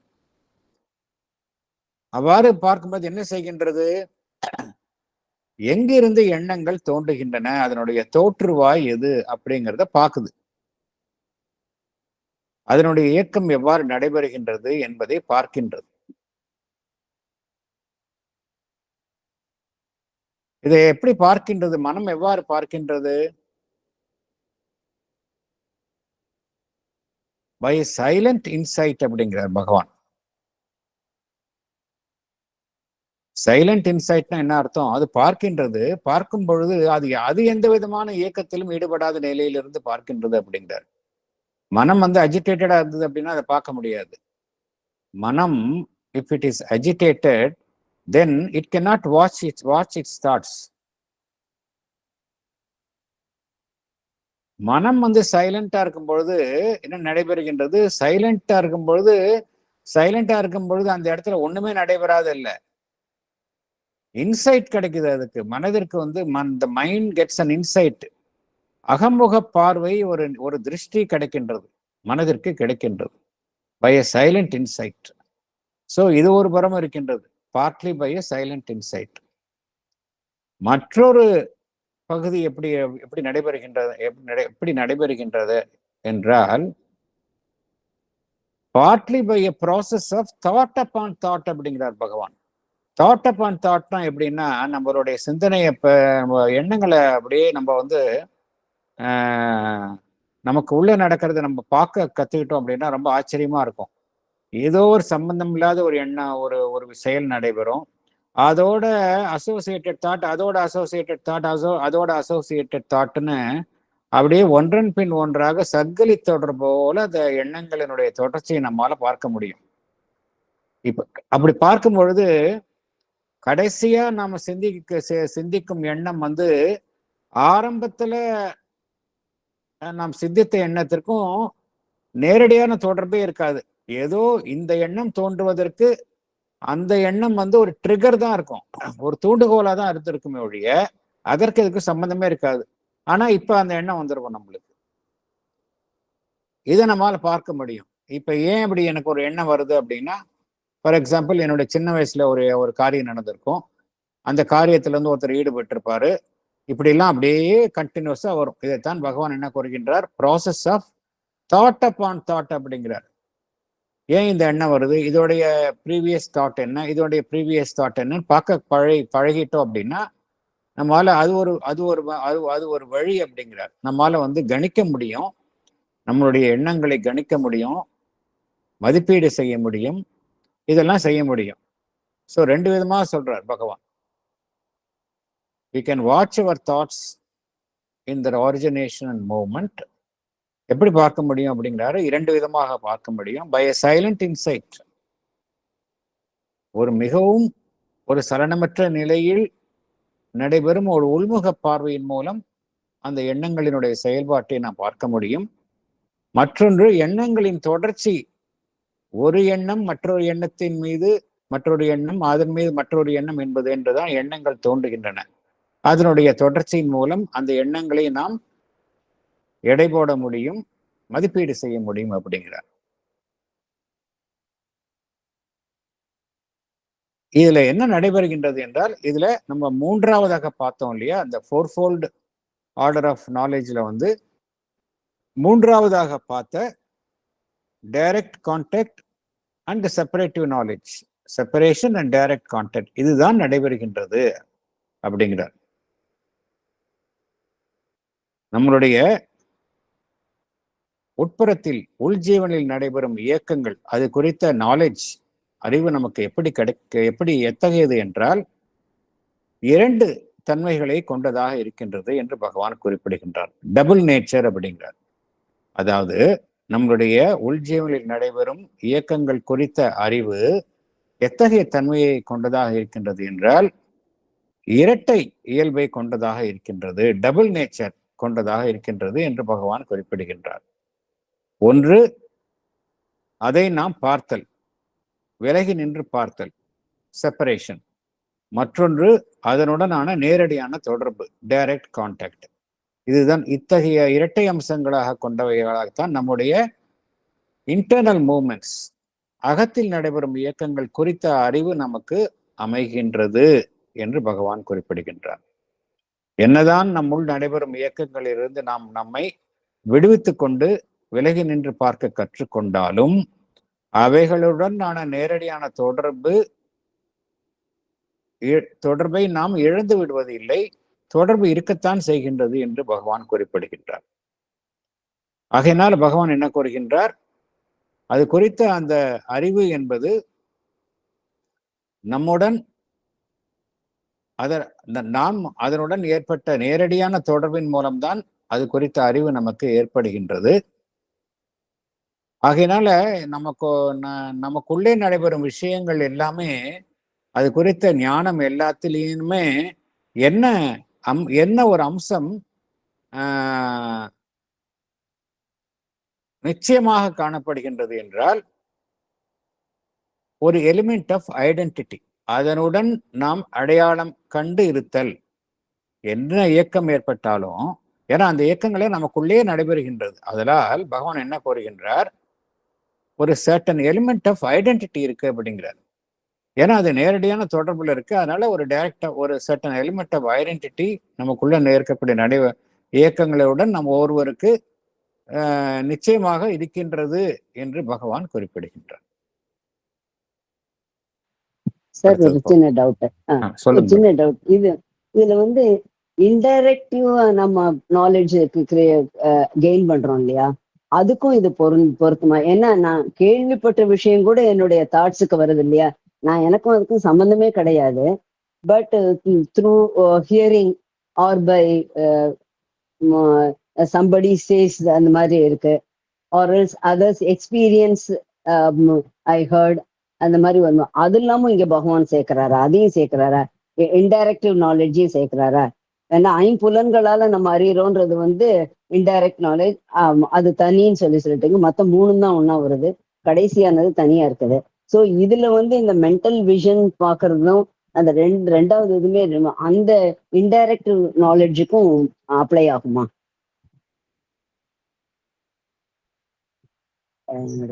இல்ல, கரெக்ட். நீங்க அதாவது எப்படின்னா,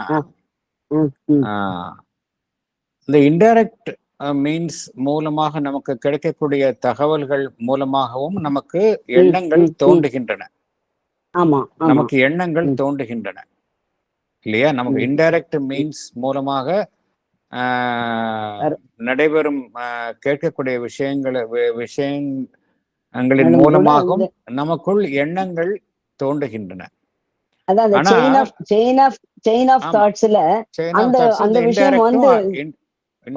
மூலமாகவும் வருகின்றது, இன்டைரக்ட் மூலமாகவும் நமக்கு எண்ணங்கள் வருகின்றன.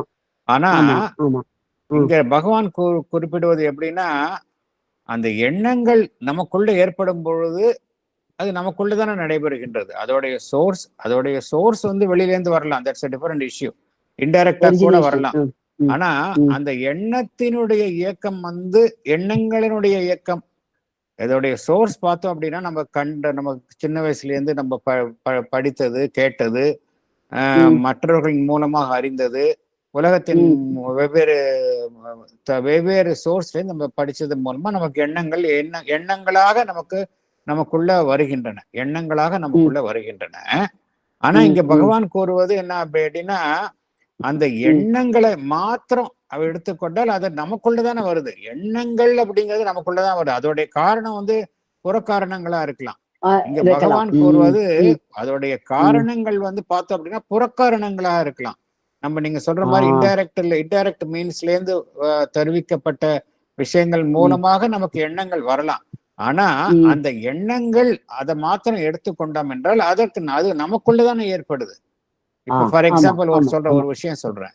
ஒரு நோயை பற்றி கேள்விப்படுகின்றோம். இந்த இடத்துல இந்த நோய் வருது, அப்படி இந்த நோய் ஒருத்தருக்கு வந்திருக்குன்னு நீங்க சொல்றாங்க. நம் மனம் என்ன செய்கின்றது, அந்த நோய் குறித்த பயத்தை நமக்கு உண்டாக்குகின்றது. இந்த நோய் நமக்கு இருக்குமோ, இது வந்தா நமக்கு இப்படி எல்லாம் பண்ணுமோ அப்படிங்கிற எண்ணம் நமக்கு வருது. சோ அந்த சோர்ஸ் பார்த்தோம்னா வெளியில தான் இருக்கு. சோர்ஸ் வந்து என்ன, இந்த எண்ணம் உருவாகுவதற்கு பயம், அந்த நோய் குறித்த பயமான எண்ணங்கள் தோன்றுவதற்கு காரணம் எனக்கு வெளியில இருக்கு, அது இன்டைரக்டா இருக்கு. ஆனால் அந்த பயமான எண்ணங்கள், பயத்தை தரக்கூடிய எண்ணங்கள் எங்க நடைபெறுகின்றது? எனக்குள்ளதானே நடைபெறுகின்றது. அதனால நான் கொஞ்சம் அவேரா இருந்தா எனக்கு என்ன செய்ய முடியும்? அந்த எண்ணங்களை வந்து என்ன பார்க்க, இது பயமான எண்ணங்கள், சரி இது மாதிரி நான் சிந்திக்க வேண்டிய அவசியம் கிடையாது. இன்னொருத்தருக்கு அப்படி இருந்ததுன்னா எனக்கு அப்படி இருக்கணும்னு அவசியம் கிடையாது. ஆகையால இந்த எண்ணத்தை நான் தவிர்க்கலாமே என்கின்ற ஒரு அதன் மீது ஒரு ஆளுமையை என்னால கொண்டு வர முடியும். அதாவது வெளியிலேருந்து அந்த விஷயம் வந்து அதன் மூலமாக எண்ணம் உருவாகினாலும் கூட அந்த எண்ணத்தின் தோன்றல் என்கின்ற இயக்கம் எனக்குள்ளதான் நடைபெறுகின்றது. அது குறித்த அந்த டைரக்ட் நாலேஜ் எனக்கு இருக்கு இல்லையா? எண்ணம் அப்படிங்கிறது எனக்கு நான் அது எண்ணமாக என்னுள் உருப்பெறும் பொழுது அது குறித்த நேரடியான அறிவு எனக்கு இருக்கின்றதா இல்லையா? எனக்கு இருக்குதே இல்லையா? அந்த எண்ணத்தினுடைய காரணம் வந்து வெளியில புறக்காரணங்கள் இருந்தாலும் கூட இருந்தாலும் அந்த எண்ணம் என்னிடம் தோன்றும் பொழுது அந்த எண்ணம் குறித்த நேரடியான அறிவு எனக்கு இருக்குதே, அதனால அந்த எண்ணத்தை நான் வந்து கண்ட்ரோல் பண்ண முடியுமே, அதை மதிப்பீடு செய்ய முடியுமே, அதைத்தான் பகவான் கூறுகின்றார். Even though the source from indirect contact மூலமா வந்தாலும் கூட அது உனக்குள்ளே தானே எண்ணமாக உருப்பெறுகின்றது அப்படிங்கிறார். இப்ப இதைத்தான் மென்டல் விஷன் சொல்றாரா? இதைத்தான் நம்ம வந்து உள்ள மென்டல் விஷன்றது இதைத்தானா? மென்டல் விஷன்ங்கிறது நமக்குள்ள இருக்கக்கூடிய இயக்கத்தை நாமே பார்ப்பது, அவ்வளவுதான். அதான் மென்டல் விஷன். நமக்குள்ள இருக்க நம்மளுடைய மனதினுடைய இயக்கங்களை நம் மனமே ஒரு சாட்சியாக பார்ப்பது, அவ்வளவுதான். இப்ப இது அந்த மாதிரியா? இப்ப இது வெளியில இருந்து இப்ப சொன்ன எக்ஸாம்பிள் மாதிரி, அப்ப இத வந்து என்னுடைய மனசு பார்க்க மென்டல் விஷனா வந்து, ஓ இது வெளியில இருந்து வந்ததுதான் நான் வந்து. ஆமா ஆமா, அதுதான் பாருங்க சொல்றாரு பாருங்க. Watch our thoughts in their origination. Origination சொல்றாருல, அந்த ஆரிஜின் வந்து வெளியில கூட இருக்கலாமே. Watch our thoughts by a process of by a mental vision. Watch our thoughts in their origination and movement, and partly by a silent insight, partly by a process of thought upon thought, judge and evaluate them அப்படிங்கிறார். இந்த process எல்லாம் எல்லாம் ஒட்டுமொத்த process. இது மூலமாக நம்மளால எண்ணங்களை நம்மளால சீர்தூக்கி பார்க்க முடியும் அப்படிங்கிறார். In either of these things we can look into the thought. பண்ண முடியும் அப்படிங்கிறார். So இதுல வந்து மென்டல் விஷன் ஒரு பாயிண்டையும் சொல்லிருக்கார். தென் பை a silent insight அப்படிங்கறது சொல்றாரு. இன்சைட்ன்றது இன்னும் கொஞ்சம் டீப்பா போற மாதிரி இருக்கு. இது சரிதானா, நான் இந்த மாதிரி நினைக்க கூடாது அப்படின்றதெல்லாம் வந்து அதனுடைய இன்சைட். ஆனா இது எல்லாமே என்ன விஷயம் அப்படின்னா, தனித்தனியாக இருப்பது கிடையாது. இதெல்லாமே ஒன்றுடன் ஒன்று சங்கிலி பிணைந்து இருப்பவை.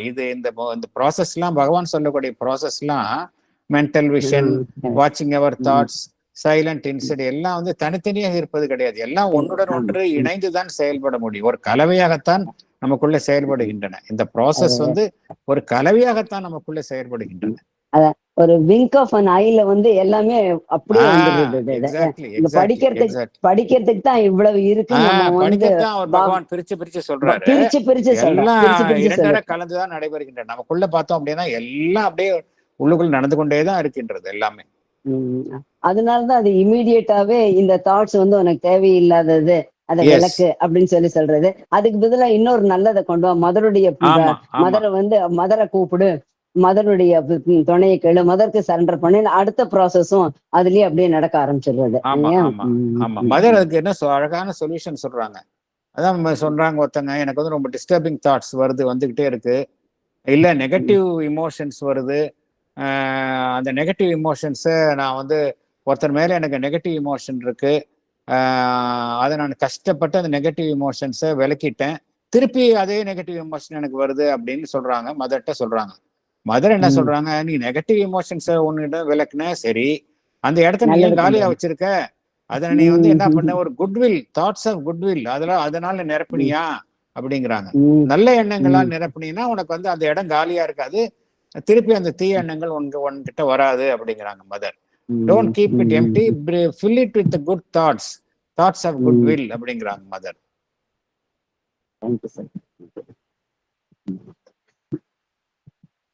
அடுத்தது போகலாம். The more separative attitude.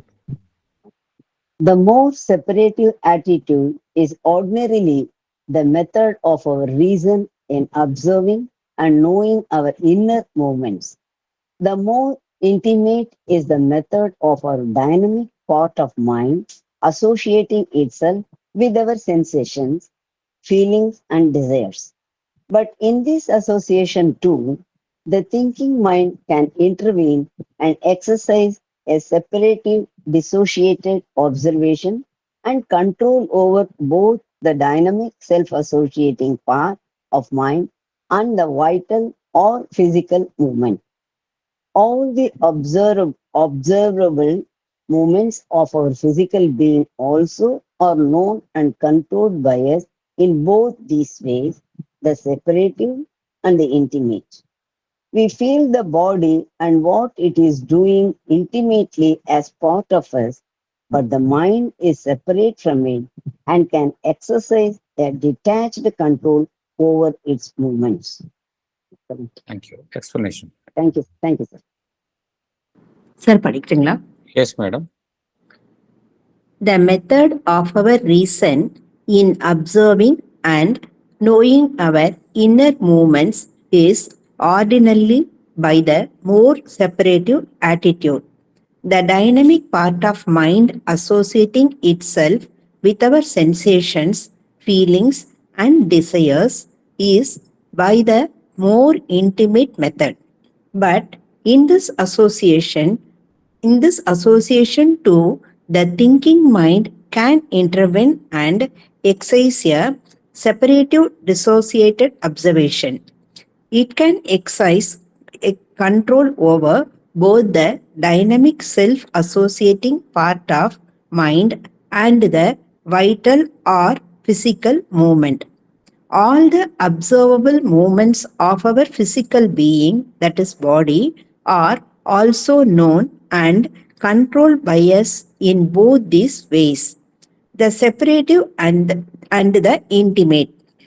We feel our bodily movements as an intimate part of us, but the mind is separate from it and can exercise a detached control over its movements.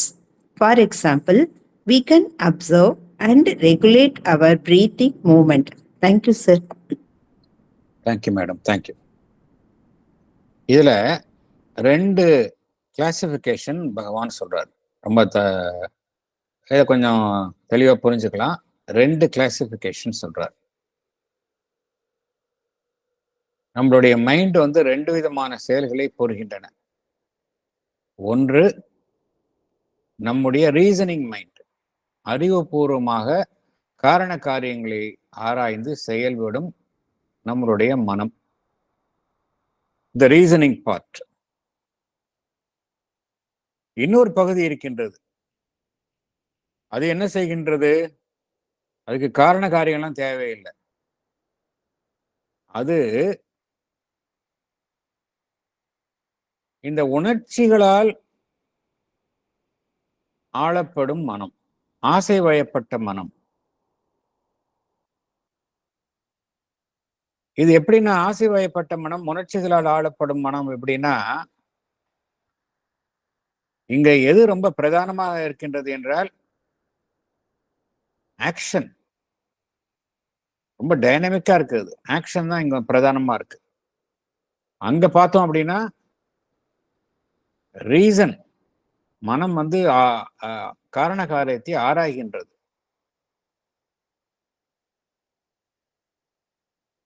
For example, ஒரு scientist எடுத்துக்கலாம். ஒரு சயின்டிஸ்டுக்கு எப்படிப்பட்ட மனமாக இருக்கும்? சயின்டிஸ்டுக்கு வந்து அவர் வந்து வெறும் அப்ஜெக்டிவா தான் இருப்பார். அவர் ரீசனிங் மைண்ட் ரொம்ப ஒருத்தர் வந்து ஒரு ரிசர்ச்ல ஈடுபடுறாரு,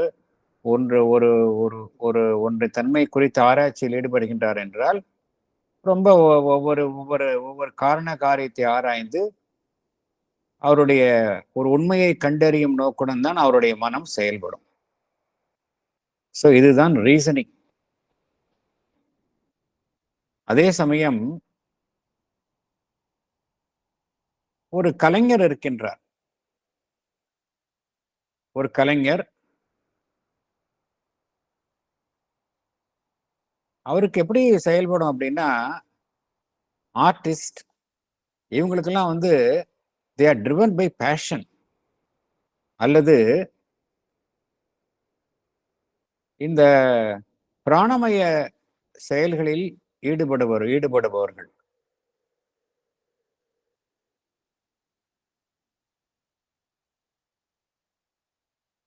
அதிகாரத்தில் இருப்பவர்கள், ஒன்றை சாதிக்க வேண்டும் என்று ஆம்பிஷனோட இருப்பவர்கள். இவர்களுக்கெல்லாம் அவருடைய எந்த மனம் செயல்படும் அப்படின்னா, ஏன்னா they are driven by desires, ஒன்றை சாதிக்க வேண்டும் என்கின்ற அந்த ஆசையின் உந்துதலால் செயல்படுபவர்கள். இவர்களுக்கு எந்த மனதினுடைய எந்த பகுதி டாமினேட்டா இருக்கும் அப்படின்னா, அந்த துடிப்புடன் செயல்படும் மனதினுடைய பகுதி. அது எதனுடன் இணைந்துள்ளது? அவர்களுடைய சென்சேஷன்ஸ், ஃபீலிங்ஸ் அண்ட் டிசைர்ஸ். என்ன அன்பார்ச்சுனேட்டா என்ன விஷயம் அப்படின்னா, மெஜாரிட்டி ஆஃப் த பர்சன்ஸுக்கு இந்த மைண்ட் தான் வந்து ரொம்ப ஆக்டிவா இருக்கும். ஒரு ஒரு அட்வர்டைஸ்மெண்ட்டை பார்த்தோன்னா உடனே வாங்கணும், அந்த பொருளை வாங்கணும் அப்படின்னு ஒரு துடிப்பு வருகின்றது. ஒன்று குறித்து ஆசைப்படுதல், இதுதான் dynamic part of mind. Reasoning பார்த்தோம் அப்படின்னா அது மாதிரி கிடையாது. எக்ஸ்கியூஸ் மீ ஸோ சார், இத வைட்டல் மைண்ட்னு சொல்லலாமா? Yes yes you're right. It's a vital thank you mind. Sir. Exactly you're right. பகவான் வந்து இந்த கிளாசிபிகேஷன் பண்றாரு, வைட்டல் மைண்ட் அப்படிங்கிறார். இந்த இந்த இந்த இந்த இதுல என்ன பகவான் என்ன கூறுகின்றார், இந்த ரெண்டு விதமான இயக்கத்துல நம்ம ஏற்கனவே பார்த்தோம். ஒரு இயக்கத்தில் ஈடுபட்டு இருத்தல், ஒரு இயக்கத்திலிருந்து விலகி நின்று பார்த்தல் அப்படிங்கிறத பார்த்தோம். விலகி நின்று பார்த்தல் என்பதுதான் செப்பரேட்டிவ் ஆட்டிடியூட். இந்த செப்பரேட்டிவ் ஆட்டிடியூட் வந்து எங்க இருக்கும் அப்படின்னா ரீசனிங்ல இருக்கும் அப்படிங்கிறார். ரீசனிங் பார்ட் வந்து டாமினண்டா இருக்கும்பொழுது அந்த செப்பரேட்டிவ் ஆட்டிடியூட் வந்து the more separative attitude is ordinarily the method of our reason in observing and knowing our inner movements அப்படிங்கிறார் இல்லையா. நம்மளுடைய ரீசன் என்ன செய்கின்றது, நம்மளுடைய அகமுகமான இயக்கங்களை அது பார்க்கின்றது, அந்த இயக்கத்தை அது சீர்தூக்கி பார்க்கின்றது. இந்த இயக்கம் நடைபெறுகின்றது, இது சரியான இயக்கமா இல்லை இது விலக்கப்பட வேண்டிய இயக்கமா, நம்மால் ஏற்றுக்கொள்ளப்பட வேண்டிய இயக்கமா அல்லது விலக்கப்பட வேண்டிய இயக்கமா என்றெல்லாம் சீர்தூக்கி பார்க்கின்றது. சீர்தூக்கி பார்க்கும் பொழுது எத்தகைய மனோபாவத்தை மனப்பாங்கை கொண்டதாக இருக்கின்றது, செப்பரேட்டிவ் ஆட்டிடியூட். இதுதான் வழக்கமாக கையாளப்படுகின்றது. அதே சமயம் நம்மளுடைய மனதினுடைய இன்னொரு பகுதி அது செப்பரேட்டா இல்லை. அது எப்படி எதனுடன் கலந்து இருக்கின்றது, நம்மளுடைய பிராணமய இயக்கங்களுடன் இரண்டரை கலந்திருக்கின்றது. ஸோ அங்க எப்படி இருக்கு அந்த attitude, more intimate. The more intimate is the method of our dynamic part of mind. அது ஏன் டைனமிக் அப்படிங்கிறாரு, உடனே செயல்படணும், உடனே ஒரு பொருளை வாங்கணும், உடனே இதை சாதிக்கணும் அப்படின்னு நினைக்கிறது. Mostly driven by our vital part.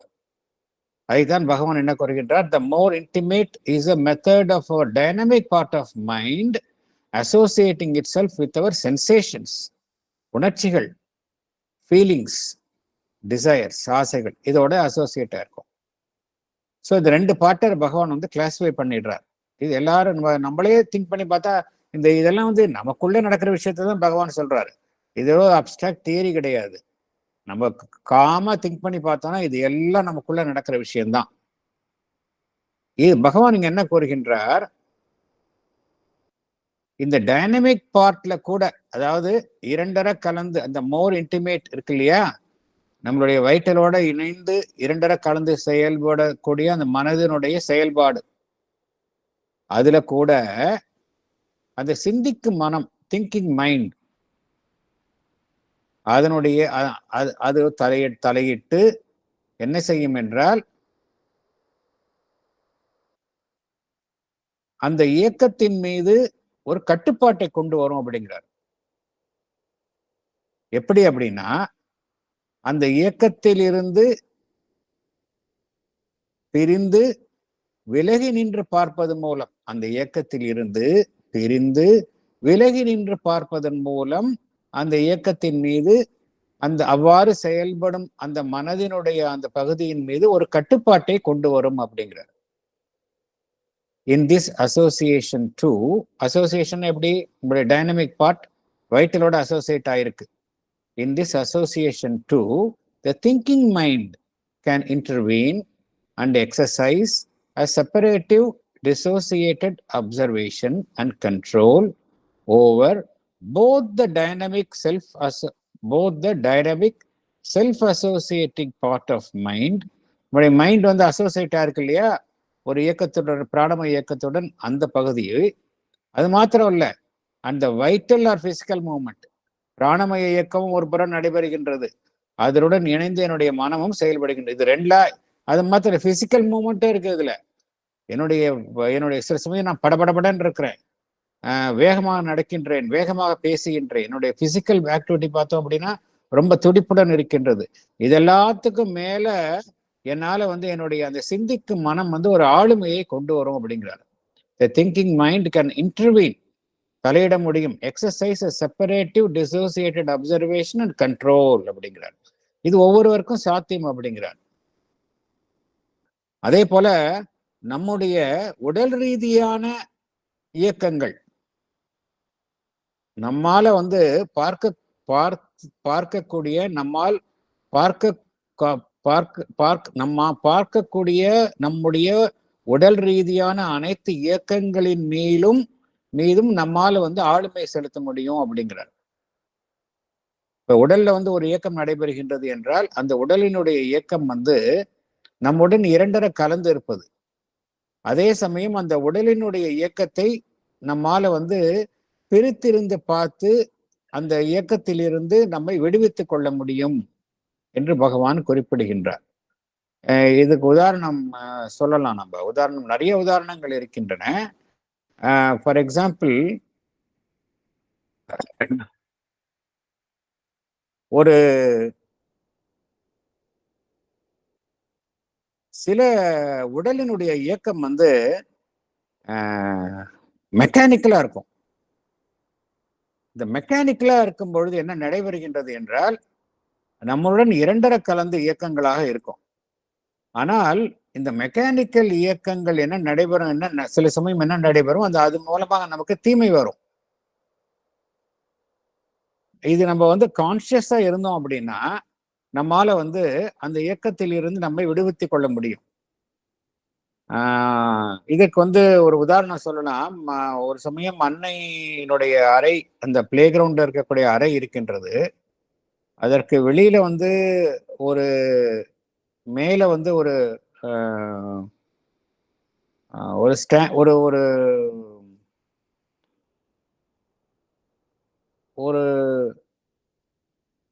ஒரு ஆங்கிள் மாதிரி ஃபிக்ஸ் பண்ணியிருந்தாங்க.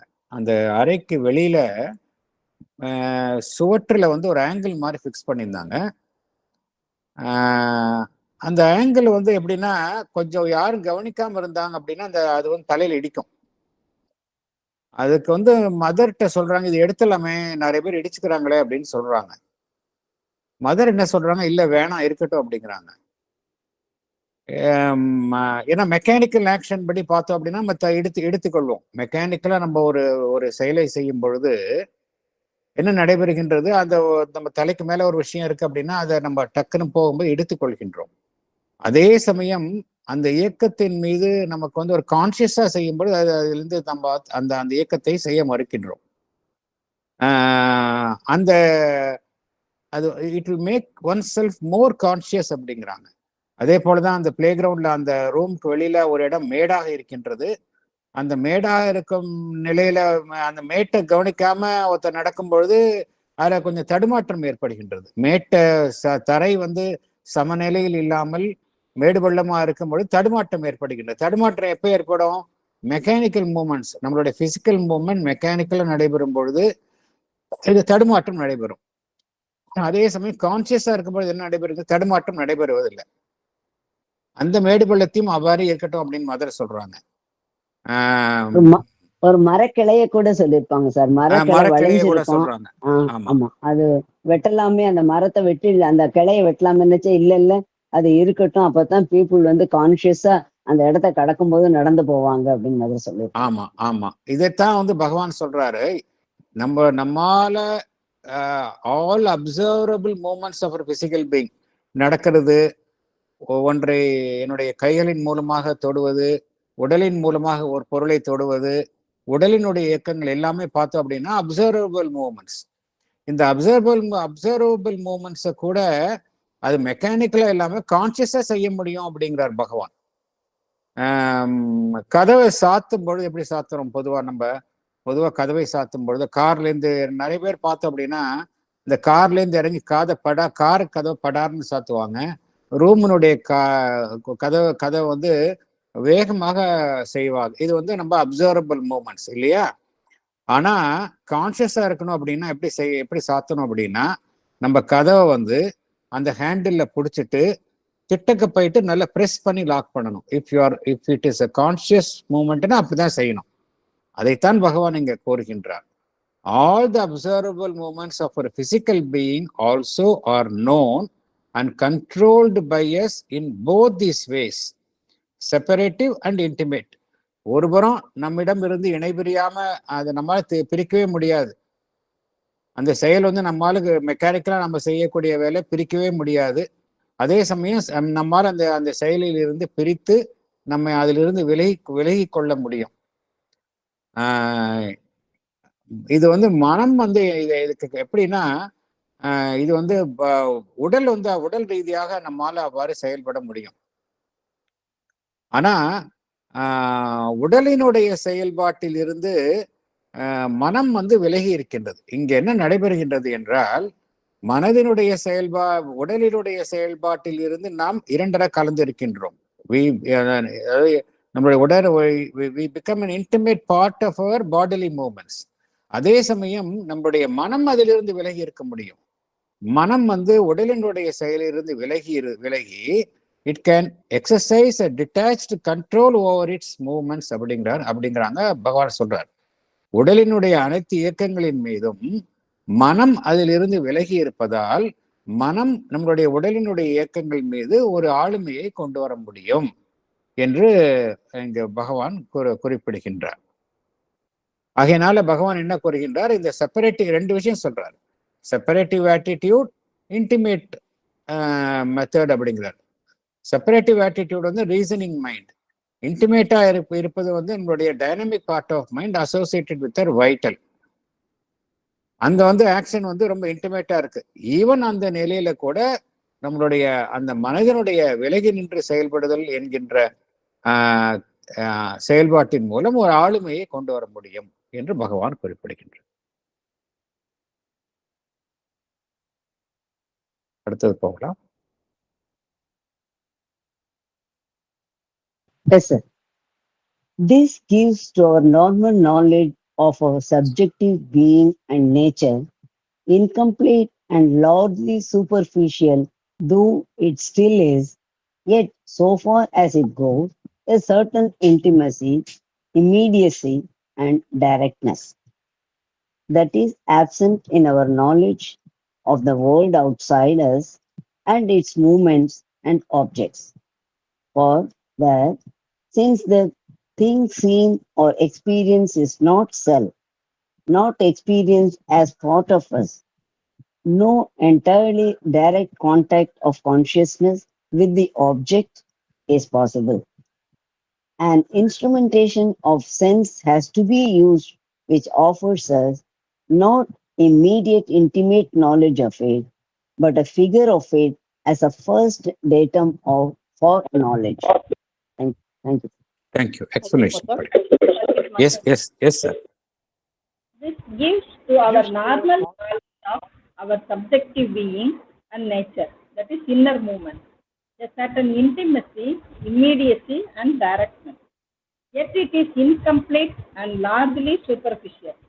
This intimacy of knowledge is absent in our knowledge of the world outside us, objective knowledge, and its movements and objects. Because the thing seen or experienced is not self, not experienced as part of us.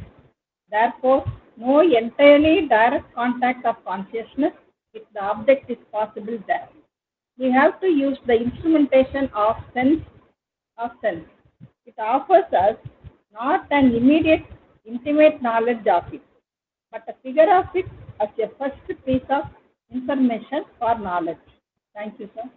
Thank you. இதுல இருந்து அடுத்தது பகவான் வந்து step by step வந்து அந்த objective நாலேஜுக்கு போறார். இப்போ இதெல்லாம் இது வரைக்கும் பார்த்ததெல்லாம் ஃபர்ஸ்ட் 3 மெத்தட்ஸ். இந்த 4-fold ஆர்டர் ஆஃப் நாலேஜில் ஃபர்ஸ்ட் 3 ஆர்டரை பார்த்தோம். Knowledge by identity, direct knowledge by direct contact, அப்புறம் separative knowledge and yet a direct contact அப்படிங்கிறத பார்த்தோம். இந்த ஃபர்ஸ்ட் 3 ஆர்டர்ஸை நம்ம இது வரைக்கும் நம்ம பார்த்தோம். அது எப்படி மைண்டில் எப்படி, மென்டல் லெவல் எப்படி வேலை செய்யுது, பாடிலி லெவல் எப்படி வேலை செய்யுது, வைட்டல் லெவல் எப்படி வேலை செய்யுது அப்படிங்கிறதுல நம்ம பார்த்தோம். அதனால பகவான் என்ன கூறுகின்றார், நமக்குள்ள நடக்கக்கூடிய விஷயங்கள் வந்து சப்ஜெக்டிவா நடைபெறுகின்றது. சப்ஜெக்டிவ்னா என்ன அர்த்தம்? எனக்குள்ள நடக்கக்கூடிய விஷயம். நான் வந்து வெளியில இல்ல. அப்ஜெக்டிவ்னா எனக்கு வெளியில நான் பார்க்கக்கூடிய விஷயங்கள். சப்ஜெக்டிவ்னா எனக்குள்ளேயே நடைபெறக்கூடிய விஷயங்கள். என்னுடைய மென்டல் திங்கிங், என்னுடைய உடல் ரீதியான இயக்கங்கள், மனோ ரீதியான சிந்தனைகள் எல்லாமே வந்து சப்ஜெக்டிவ் ஆக்ஷன்ஸ். என்னுடைய சப்ஜெக்டிவ் பீயிங்ல என்னுடைய இன்னர் மூவ்மெண்ட்ஸ், இது குறித்த விஷயங்களுக்கு வந்து எனக்கு வந்து எப்படி இருக்கு? என்னுடைய தொடர்பு வந்து ஒரு நெருக்கமான தொடர்புல இருக்கு. ஒரு இன்டிமேசி இருக்கு, இம்மிடியசி இருக்கு. இப்ப என்கிட்ட கோவம் வருது அப்படின்னா இம்மிடியேட்டா நான் ஃபீல் பண்றேன், உணர்றேன். ஆனா எனக்கு வெளியில நடந்ததுன்னா யார் மூலமாவோ யாரோ சொல்லிதான் எனக்கு வந்து கேள்விப்படுகின்றேன். ஸோ ஒரு இம்மிடியசி இருக்கு, டைரக்ட்னஸ் இருக்கு. டைரக்டா நான் உணர்றேன். எனக்குள்ள நடக்கக்கூடிய விஷயத்த நான் டைரக்டா உணர்றேன். இருந்தாலும் பகவான் என்ன கூறுகின்றார்? அப்படிலாம் இருந்தாலும் கூட அது வந்து ஒரு அரைகுறையாகத்தான் இருக்கின்றது, ஒரு சூப்பர்ஃபிஷியலா தான் இருக்கு. இருந்தாலும் இதெல்லாம் இருக்கு அப்படிங்கிறார். பகவான் என்ன கூறுகின்றார்? This gives to our normal knowledge of our subjective being and nature in nature சொல்லிட்டு incomplete and largely superficial though அப்படிங்கிற அதை வந்து ஒரு குவாலிஃபை பண்றார்.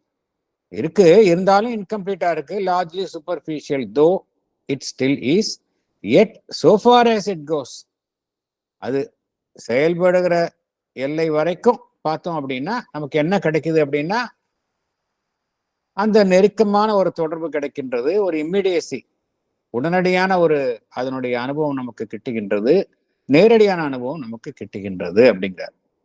ஆனா நமக்கு வெளியில நடக்கக்கூடிய விஷயம், எனக்கு வெளியில புறத்தில் நடக்கக்கூடிய விஷயங்கள் குறித்த அந்த நாலேஜ் வந்து அதுல வந்து இந்த இன்டிமசி நமக்கு கிடைப்பதில்லை. ஃபார் எக்ஸாம்பிள், வெளியில ஒரு விஷயத்தை நான் பார்க்கின்றேன், அது வந்து என்னுடைய ஐம்புலன்கள் என்ன விஷயத்தை எனக்கு தருகின்றதோ அதைத்தான் நான் ஐம்புலன்களின் மூலமாக உணர்கின்றேன். அதே போல வேறு ஒருவரும் அதே விஷயத்தை பார்க்கின்றார், அவருக்கு வேறு விதமான அனுபவங்கள் கிட்டுகின்றன. ஏன்னா அவருடைய ஐம்புலன்களின் மூலமாக அதை உணர்கின்றார். அவர் எப்படி அவருக்கு ஐம்புலன்கள் எந்த தகவல்களை தருகின்றதோ அதன் அடிப்படையில் அவர் அது குறித்த ஞானத்தை பெறுகின்றார். அதனால்தான் வந்து எனக்கு வெளியில உள்ள விஷயத்தை நான் அறியும் பொழுது அந்த இன்டிமெசி ஆஃப் நாலேஜ் இல்லை அப்படிங்கிறார். அந்த நெருக்கமான அந்த அறிவு ஞானம் எனக்கு என்னுடைய புறத்தில் இருக்கும் விஷயங்கள் குறித்து இருப்பது இல்லை, அது குறித்த இயக்கங்கள் குறித்தோ பொருட்கள் குறித்தோ எனக்கு இருப்பது இல்லை அப்படிங்கிறார். ஏன்னா அந்த வெளியில இருக்கக்கூடிய விஷயங்கள் வந்து நான் என்கின்ற அமைப்பிற்கு வெளியில் உள்ளதாக இருக்கின்றது. என்னால் நான் என்னுடைய ஒரு பகுதியான, என்னுடைய அனுபவத்தினுடைய ஒரு பகுதியாக,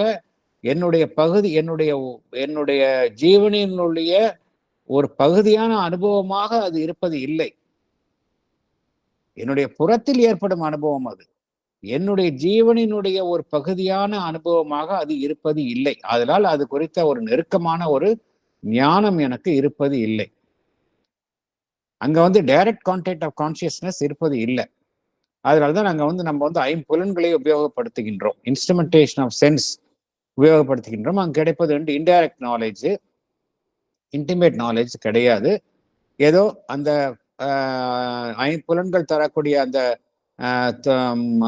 துண்டு துண்டான விஷயங்களை வைத்துக்கொண்டு நாம் ஒரு முடிவுக்கு வருகின்றோம். நேச்சுரலி இதுல வந்து ஒரு நெருக்கம் இல்லை, உடனடியாக அந்த தகவல் கிடைப்பதில்லை, நேரடியான தகவல் கிடைப்பதில்லை என்று பகவான் அந்த 4வது ஆர்டரை பத்தி பேசுகின்றார்.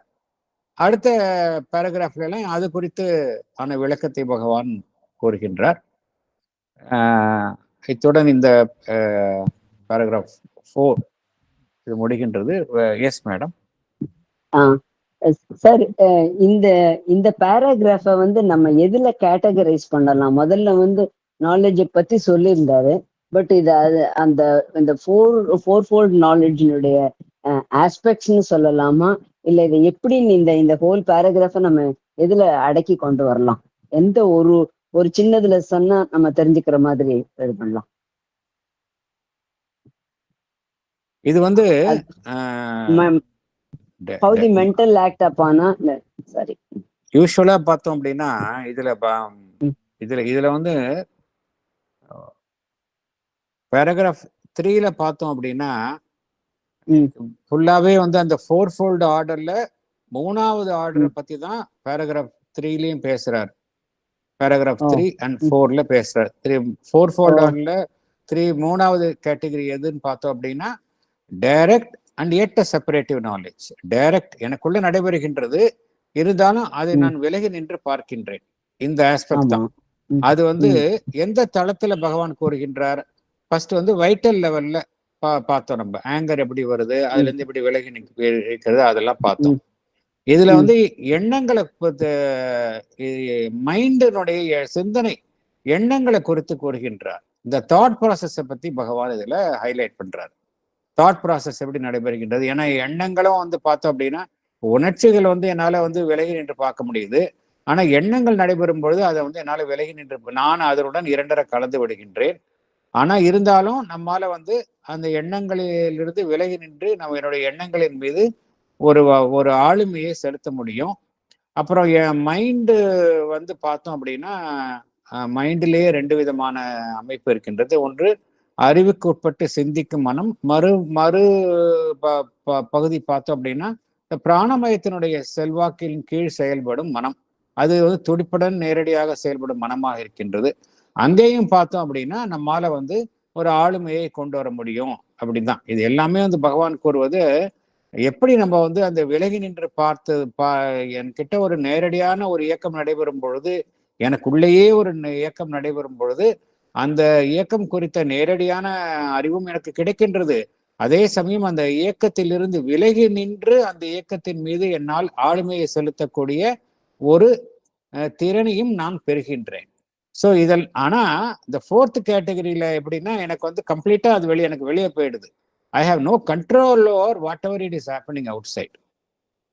அதைத்தான் பகவான் கூறுகின்றார். இந்த 4th இதுல வந்து இன்டைரக்ட் நாலேஜ், என்னுடைய புறத்தில் நடக்கக்கூடிய விஷயங்கள், அதுல வந்து எனக்கு சுத்தமா எனக்கு வந்து என்னுடைய ஐம்புலன்கள் என்ன தருகின்றதோ அந்த அதன் மூலமாக எனக்கு தகவல் கிட்டுகின்றன. அதன் மூலமாக நான் அது குறித்த நாலேஜ் கிடைக்கின்றது. அதனால எனக்கு வந்து அது குறித்த நாலேஜ் வந்து மிகவும் குறையுடைய நாலேஜாக இருக்கின்றது. இப்ப எதற்காக பகவான் இவ்வளவு கூறுகின்றார் என்றால், நம்ம வந்து எப்படி இந்த நம்ம வந்து தனியே இருப்பவங்க கிடையாதே. நான் வந்து எனக்குள்ள இருக்க விஷயத்த மாத்திரம் பார்த்துக்கிட்டே போனேன் அப்படின்னா அது மாத்திரம் இல்லை. என் வாழ்க்கை வந்து சக மனிதர்களுடன் பழகுகின்றேன். இந்த உலகத்தில் உள்ள அனைத்து இயக்கங்களினுடனும் பழகுகின்றேன். என்னால எப்படி என்னுடைய சூழ்நிலையின் மீது செல்வாக்கை செலுத்த முடியும்? எப்ப முடியும் அப்படின்னா, என்னால வந்து என்னுடைய புறத்தில் இருக்கக்கூடிய விஷயங்கள் குறித்த அந்த நேரடியான நாலேஜ் கிடைக்கும் பொழுதுதான் எனக்கு வந்து அதன் மீது முழுமையான ஆளுமையை செலுத்த முடியும். எப்படி என்னுடைய அகத்தின் மீது நடக்கக்கூடிய விஷயங்களின் மீது ஓரளவாவது எனக்கு வந்து அந்த இன்டிமேசி ஆஃப் நாலேஜ் கிடைக்கின்றதோ, அதே போல புறத்தில் இருக்கும் விஷயங்களின் மீதும் எனக்கு வந்து அந்த ஞானம் கிட்டும் பொழுதுதான் என்னால வந்து உலகத்தின் மீது ஆளுமையை செலுத்த முடியும். அது எப்படி ஒருவர் பெறுவது என்பது குறித்திருக்குதான் மெதுவாக நம்மை அழைத்து செல்கின்றார் பகவான். அதாவது அறியாமையினுடைய பல்வேறு நிலைகளைத்தான் இந்த சாப்டர் பகவான் லைவ் டிவைன்ல இந்த பகுதியே வந்து நாலேஜ் அண்ட் இக்னோரன்ஸ் தான். ஒரு மனிதருக்கு வந்து நாலேஜும் இருக்கின்றது, இக்னோரன்ஸும் கலந்து இருக்கின்றது. ஒரு மனிதனுக்குள்ளேயே எடுத்துக்கொண்டோம் என்றால் அவனுக்கு வந்து அந்த நாலேஜ் என்பது 4 விதமான நிலைகளில் காணப்படுகின்றது. தன்னை குறித்த அந்த நாலேஜ் என்பது ஃபுல்லா இருக்கு. அவனுக்கு நாலேஜ் பை ஐடென்டிட்டி இருக்கு. அப்புறம் தனக்குள்ள நடக்கக்கூடிய விஷயங்கள் குறித்த டைரக்ட் நாலேஜ் இருக்கின்றது. அதிலிருந்து விலகும் பொழுது அந்த செப்பரேட்டிவ் நாலேஜ் இருக்கு. ஆனா அவனுக்கு புறத்தில் இருக்கக்கூடிய விஷயங்களை பார்க்கும் பொழுது அவனுக்கு டைரக்டா இன்டைரக்ட் நாலேஜ் தான் இருக்கு. அதனாலதான் இந்த இக்னோரன்ஸ் வந்து பார்த்தோம் அப்படின்னா வெளியில உள்ள உலகங்கள் குறித்து அவன் ஒரு மனிதன் எல்லா லெவல்லையும் இக்னோரன்ஸ் கொஞ்சம் கொஞ்சமா இருக்கு. ஈவன் அவனுக்கு உள்ள நடக்கக்கூடிய விஷயங்கள் குறித்து பகவான் கூறுவது போல அதுவும் குறைபாடோடு தான் இருக்கின்றது. இருந்தாலும் வெளியில உள்ள விஷயங்கள் குறித்தும் இயக்கங்கள் குறித்தும் ஒரு மனிதன் முழு அறியாமையில் இருக்கின்றான். அதைத்தான் பகவான் குறிப்பிடுகின்றார். ஒரு முழு அறியாமையில தான் நம்ம எல்லாம் இருக்கிறோம். நமக்கு வெளியில உள்ள விஷயங்கள் குறித்த நாலேஜ் வந்து நமக்கு கிடைப்பது இல்லை. எப்ப கிடைக்கும் அப்படின்னா அந்த நாலேஜ் பை ஐடென்டிட்டி அப்படிங்கிறது நமக்கு எப்படி உள்ள இருக்கோ அதை வெளியிலையும் நம்ம எக்ஸ்டெண்ட் பண்ணும் பொழுதுதான் நமக்கு கிடைக்கும். அதுக்காகத்தான் பகவான் இவ்வளவு கருத்துக்களை கூறுகின்றார். Thank you sir. தேங்க்யூ. இந்த பேராகிராஃப்ல வந்து தாட் ப்ராசஸையும் மென்டல் இதையும் சேர்ந்து ஆமா, கொண்டு வர ஆமா, அந்த ஆமா. நாலேஜ் ஆமா. அந்த 4 kinds of knowledge கொண்டு வர. Thank you sir. அந்த 4 kinds of knowledge third aspect பத்தி தான் இந்த நிறைய. பேராகிராஃப், இதுக்கு ப்ரீவியஸ் பேராகிராஃப், முந்தைய பேராகிராஃப் எல்லாத்தையும் தேர்ட் ஆஸ்பெக்ட் பத்தி தான் ரொம்ப இன்டெய்ல்டா போறாரு. இந்த தேர்ட் ஆஸ்பெக்ட்ல வந்து இமோஷன் ஆஸ்பெக்ட், வைட்டல் ஆஸ்பெக்ட் எப்படி இருக்கும், அப்புறம் வந்து திங்கிங் ப்ராசஸ் எப்படி நம்ம செயல்படுத்துறது, அப்புறம் பாடிலி மூவ்மெண்ட் எப்படி திங்க் பண்றது, பாடிலி மூவ்மெண்ட்ல எப்படி நம்மளால அதை கொண்டு வரோம் அப்படிங்கறது சொல்றாரு. சோ இது வந்து பாடி மைண்ட் லைஃப் அந்த இதுல. ஆமா, yes yes yes. Thank you sir. Thank you. Thank you madam. ரொம்ப இன்ட்ராக்டிவா நீங்க வந்ததுனால அந்த செஷன் வந்து ரொம்ப இன்ட்ராக்டிவா போச்சு. அது வந்து மற்றவர்களுக்கு பயனுள்ளதா இருக்கும் நிச்சயமாக உங்களுடைய இந்த இன்டராக்ஷன் வந்து. Thank you very much. வேற எதுவும் கருத்துக்கள் இல்லைன்னா நம்ம க்ளோஸ் பண்ணிக்கலாம் நம்ம.